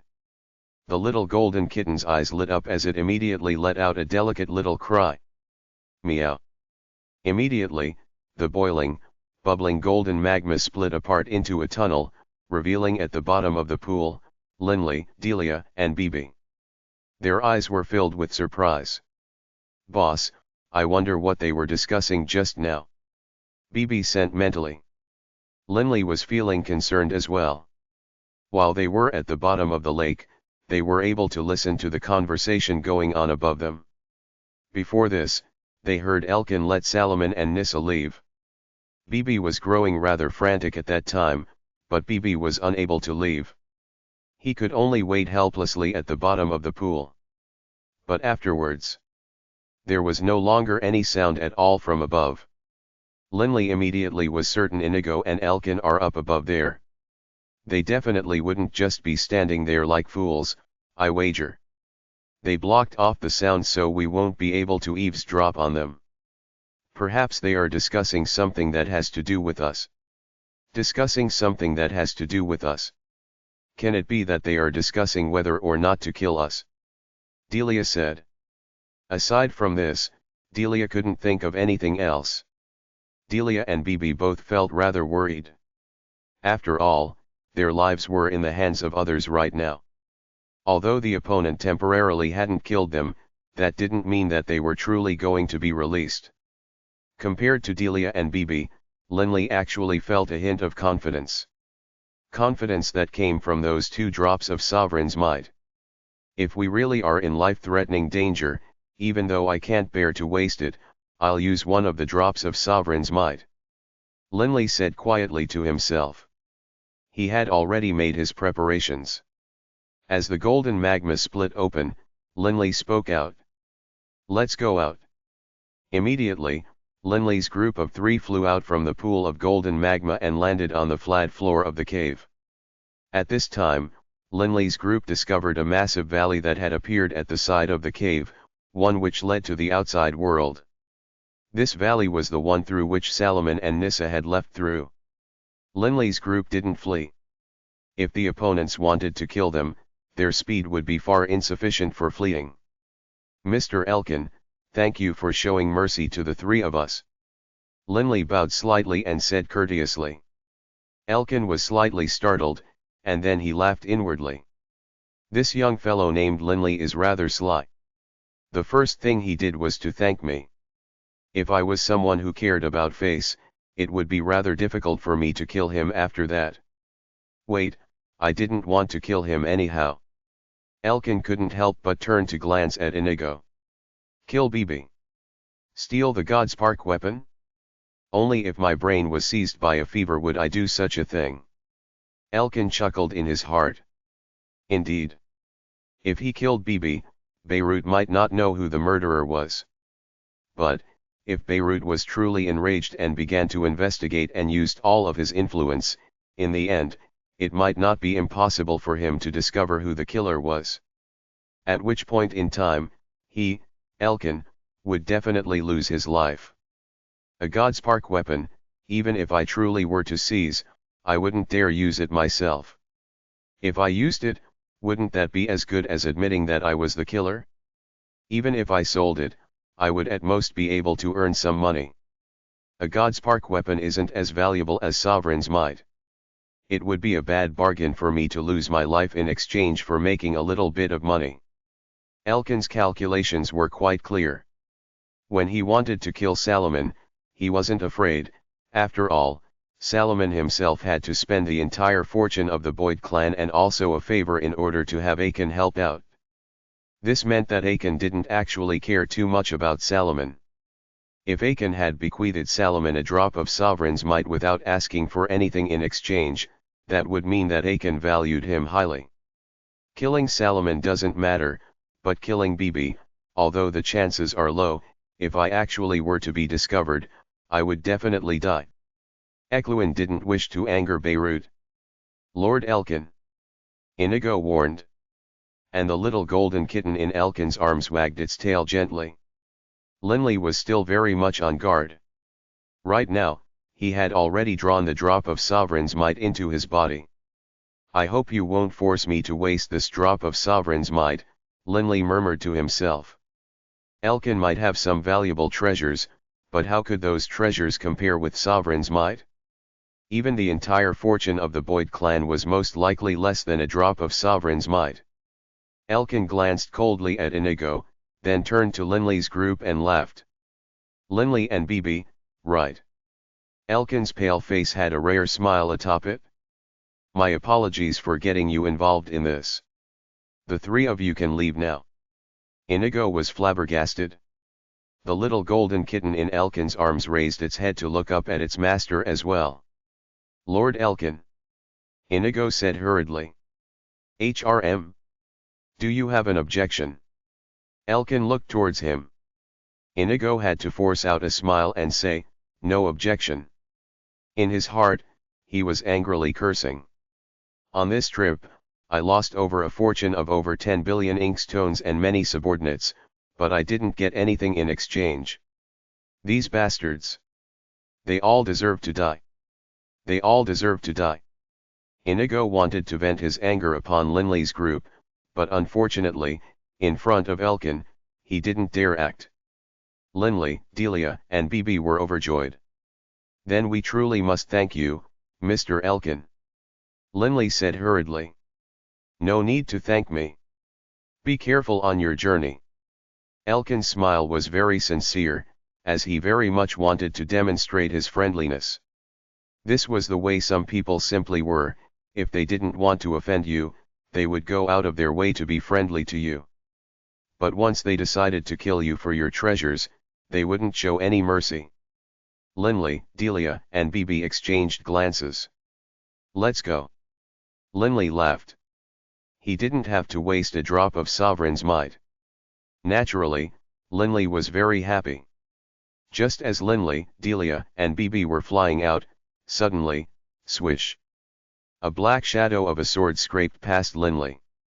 The ripples in the air created by the sword shadow alone caused Linley's draconic scales to emit a clear sound. What is this? Linley was badly startled. Linley's group immediately came to a halt and looked to the side. In front of them, a tunnel appeared, split open by the sword shadow. A callous-looking man dressed in a long robe wielding a long sword flew out. It was the long-missing six-star fiend, Learmonth. Learmonth immediately discovered Linley's group, while at the same time, as he lowered his head, he saw that below, Inigo and Elkin were standing there. The others? Learmonth asked Linley. All dead. Linley immediately replied. Learmonth shook his head slightly. However, seeing that Linley's group was still alive, Learmonth still felt a hint of pleasure. After all, on the journey over, Linley's hard work in training and his performance had caused Learmonth to feel appreciation for him. Swoosh! Learmonth immediately flew downwards. Linley's group had just flown up, the distance between them and the cavern below was merely 10 meters or so. They were able to see everything within the cave clearly. Boss, let's take a look first. BB said. Linley and Delia were in no rush to leave either. After all, neither side was interested in killing them. Why not watch? It is you. Learmonth frowned upon seeing Inigo. Clearly. Learmonth remembered having previously seen Inigo before at the battle at the Castle of Sand. Inigo, upon seeing Learmonth, couldn't help but have his face change. However, remembering that Elkin was by his side, he still squeezed out a smile. Inigo pays his respects to Mr. Learmonth. Fusro. Elkin let out an unhappy growl. Meow. Master. He's very powerful. He's able to easily breach the stone walls. I've already done what I could to guide him astray, but he still managed to make his way here. The little golden kitten said in a low, aggrieved voice. Learmonth turned to look at Elkin. I am Learmonth. Might I ask who you are? Elkin. Elkin said calmly. He didn't hold Learmonth in any regard, although he had heard from Inigo of Learmonth's strength. Elkin. Learmonth's eyes lit up. You are the former 7-star fiend, Elkin. Learmonth knew the names of some of the ultimate experts of the infernal realm. Oh, you recognize me? Elkin lifted an eyebrow. Learmonth's eyes were shining, and his entire body emanated a battle-ready aura. In a clear voice, he said, I, Learmonth, am a 6-star fiend. That which I desire the most is the chance to challenge a 7-star fiend. Elkin couldn't help but frown. In the infernal realm, there was a group of people that dearly loved battle. They loved to challenge experts. Elkin very much disliked this type of person, because this type of person was very hard to deal with. However, this Learmonth in front of him was clearly this type of person. Today, I'm in a bad mood. I don't want to fight any longer. You can *CK off. Elkin said. Meeting a 7-star fiend is a rare event. How could I give this chance up? Learmonth laughed. By your side, you have Inigo, who should be the mastermind behind the attack on us. Ever since I became a 6-star fiend, I have never yet failed a mission. As soon as he spoke. Swish. An astonishing grey sword aura suddenly appeared, scraping directly past Elkin's body. Inigo, shocked, immediately retreated at high speed, his own flexible sword appearing in his hand. Clang. The sword energy and the flexible sword intersected.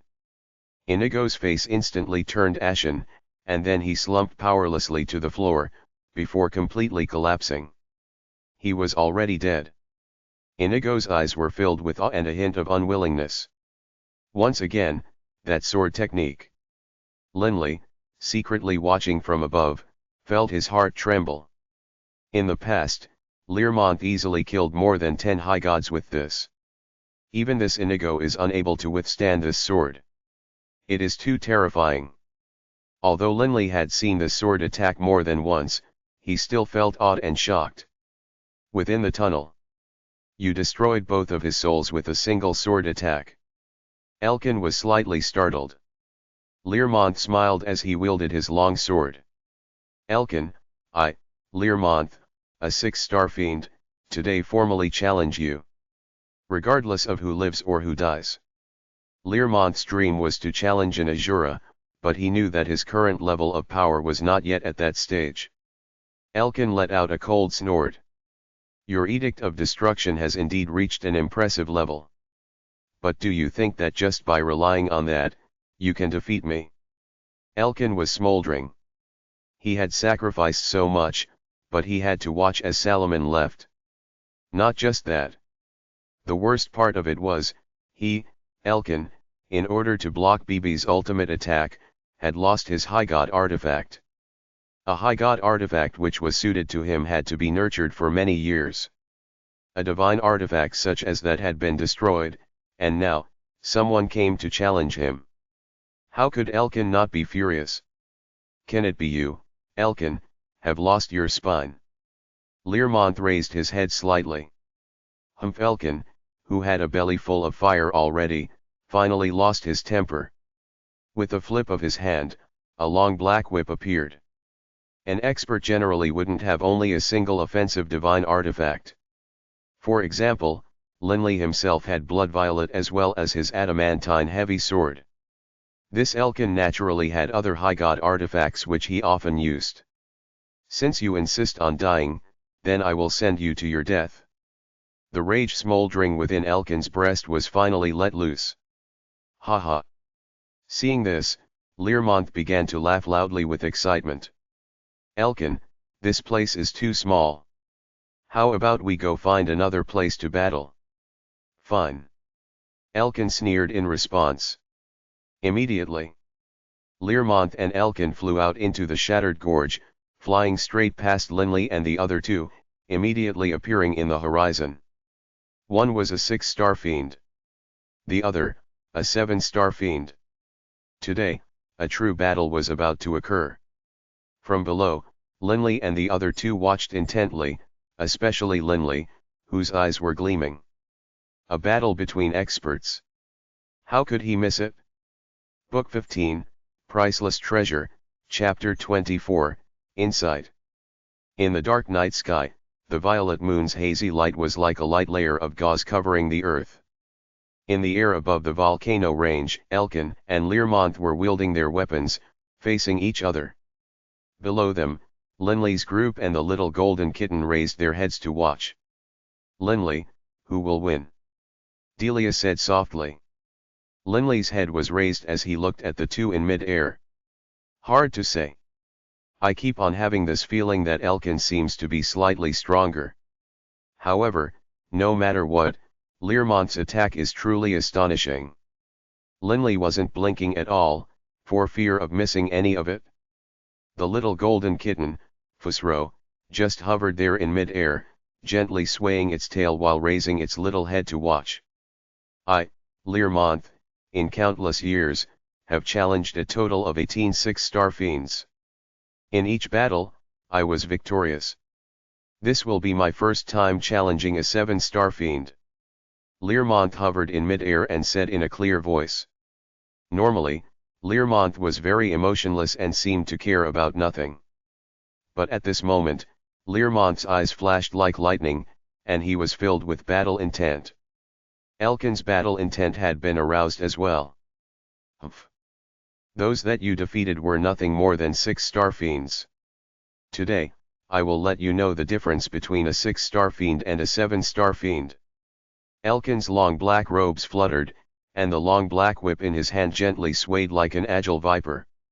7-star missions were the hardest missions available in the Fiend Castle. 1-star to 2-star, 2-star to 3-star, all the way up to the 5th star and 6th star, the increase in the difficulty of a mission wouldn't be too extravagant. However, leaping to 7-star missions was extremely difficult. This is why despite so many years having passed in the infernal realm, the number of 7-star fiends was still incomparably low.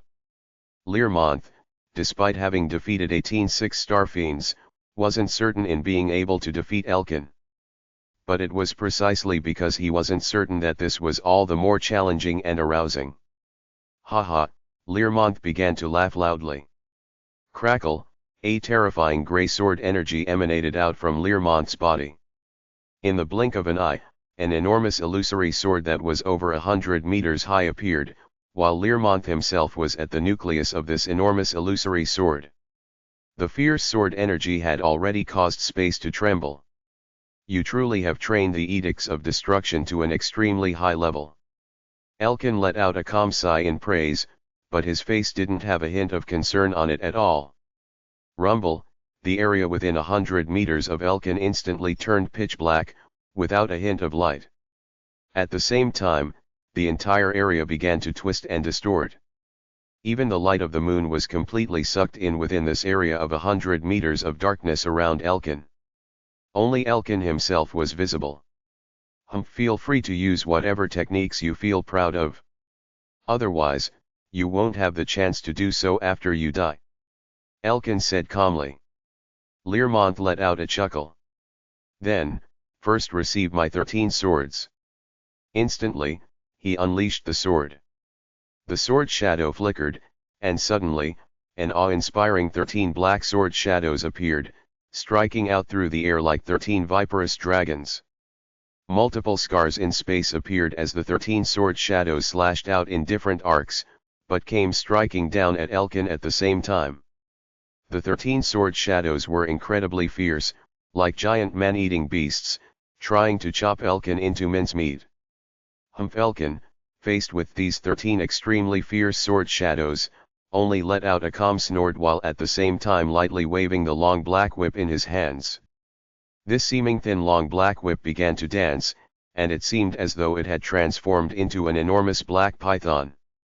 In addition, this large black python carried with it a fog that seemed like strips of black silk. Crackle! The black whip, transformed into the large black python, coiled about like an enormous buckler, and the large black python which carried within it that black silken fog coiled firmly against the 13 extremely fierce and aggressive sword shadows. Bang! Bang! Many of the strips of black silk instantly collapsed upon touching the sword energy, but upon dissipating into black fog, they once more reformed. There were simply too many strips of black silk, and as soon as they shattered they reformed. In addition, that large black python very firmly blocked the attacks of those 13 sword shadows. Soon, the 13 sword shadows dissipated. Using soft to overcome hard. Despite being incredibly sharp, those 13 sword shadows were still ground down. Is that the best you can do? Elkin said calmly. Excellent. Learmonth's eyes lit up. This technique of yours contains at least 3 different profound mysteries of the laws of darkness. Elkin, of the 6 profound mysteries of the laws of darkness, how many have you fused? Learmonth was an expert as well. With but a single glance, he was able to tell how many profound mysteries were contained within the enemy's defense. Elkin chuckled. Why should I tell you? That was just the opener. That small attack of yours isn't qualified for me to use my ultimate technique. Linley, quietly watching the battle, was trying to analyze the profound mysteries contained within Elkin's technique. Learmonth said that this technique contained 3 profound mysteries. Aside from the essence of darkness and evil, these 2 profound mysteries, what else is there? From the surface, Linley was only able to recognize these 2 profound mysteries. Linley suddenly laughed. Right. Learmonth's attack contained a soul attack component. Since that was blocked, the third must be a spirit-type profound mystery. A simple technique contained 3 different types of profound mysteries. This showed that Elkin had at least fused 3 of them. I've only fused 2. It seems that I still have a long way to go. Linley said to himself. Linley's eyes suddenly lit up. In mid-air, Learmonth began to bellow in excitement. Ha ha! While laughing loudly, Learmonth began to move at high speed, transforming into countless shadows which surrounded Elkin, each one of which was carrying a sword shadow. Competing in speed? How laughable! How could Elkin be afraid of this? Elkin's body flickered, then instantly transformed into hundreds of illusory shadows as well. It was the shadow-shaped doppelganger technique.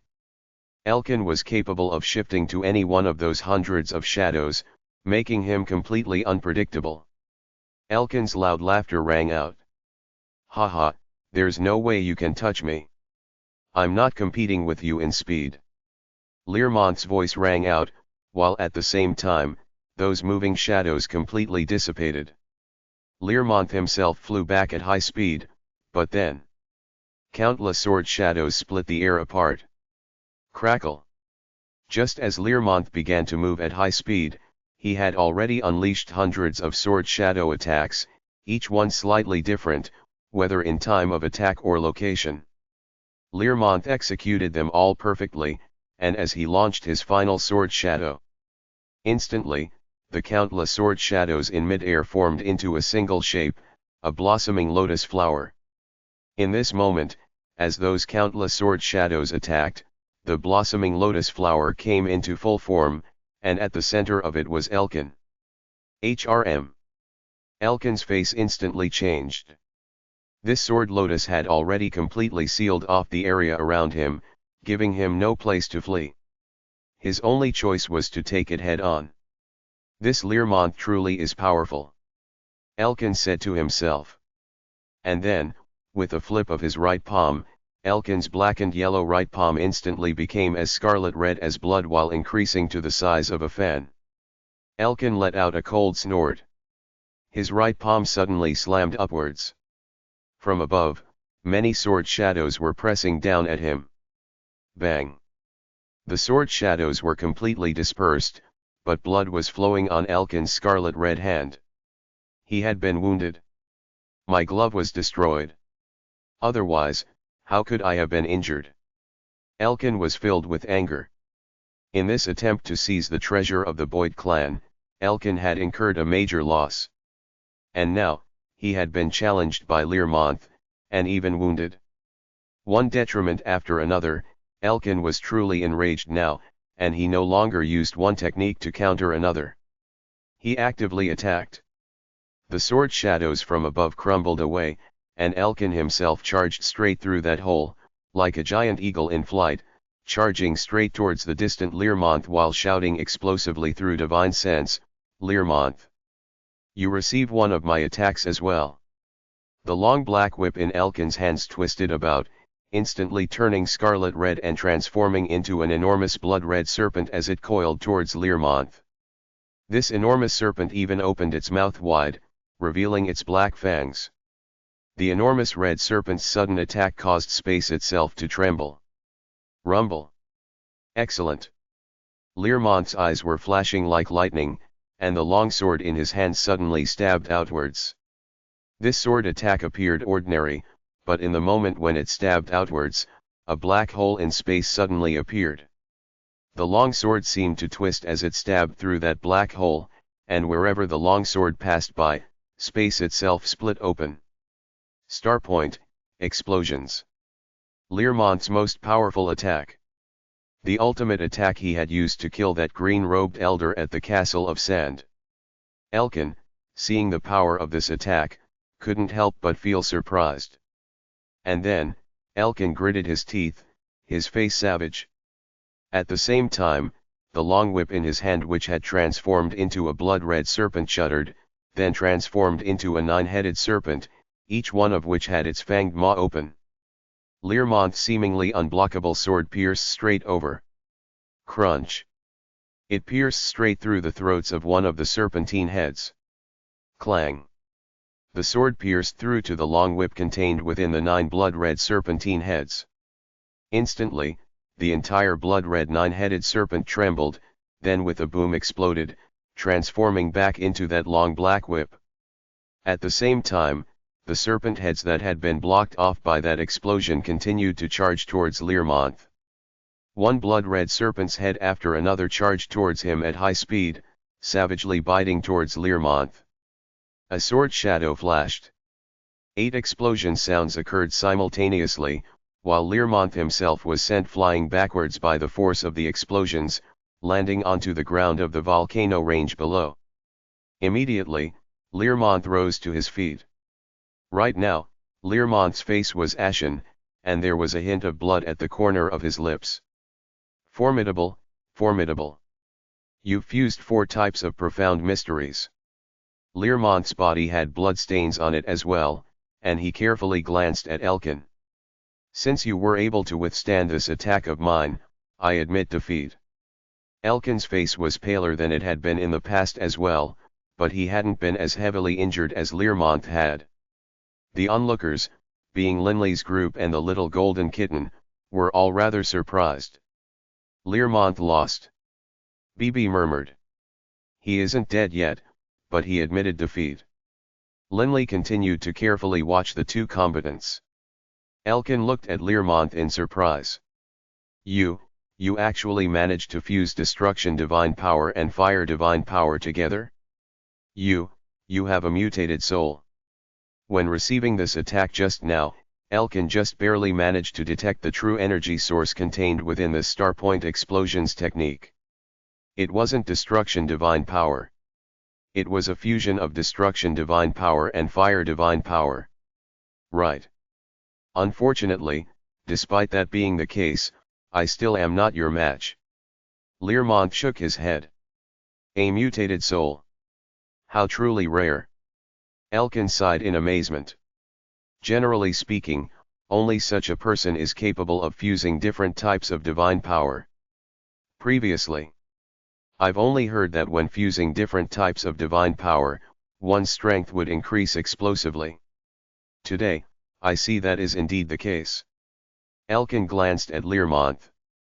"To be honest, your power should already be at the 7-star fiend level. However, you are still somewhat weaker than me. Then, die." As he spoke, Elkin's body suddenly transformed into an illusion, transforming into hundreds of illusory shadows which all attacked towards the heavily wounded Learmont. Laws of Darkness, Shadow-Shaped Doppelganger Technique. Linley, watching this, was stunned. Fusing divine power? Indeed. Right, Olivier had previously been able to simultaneously utilize darkness divine power and light divine power. Only, Oliver's degree of fusion was not as great as Learmont's. Learmont's attack was hard to judge just from looking at it. When the person who received the attack, Elkin, had only just barely been able to detect it. Thus, one could tell how deeply Learmont had fused those two surges of divine power. When two different types of divine power are fused, the power of the attack is actually increased so much. How does one fuse divine power? From what Elkin said, it seems as though one's soul has to mutate in order for divine power to be fused. Otherwise, it is impossible. Linley's thoughts suddenly came to a halt. He looked towards the air. Is Learmont going to die, just like that?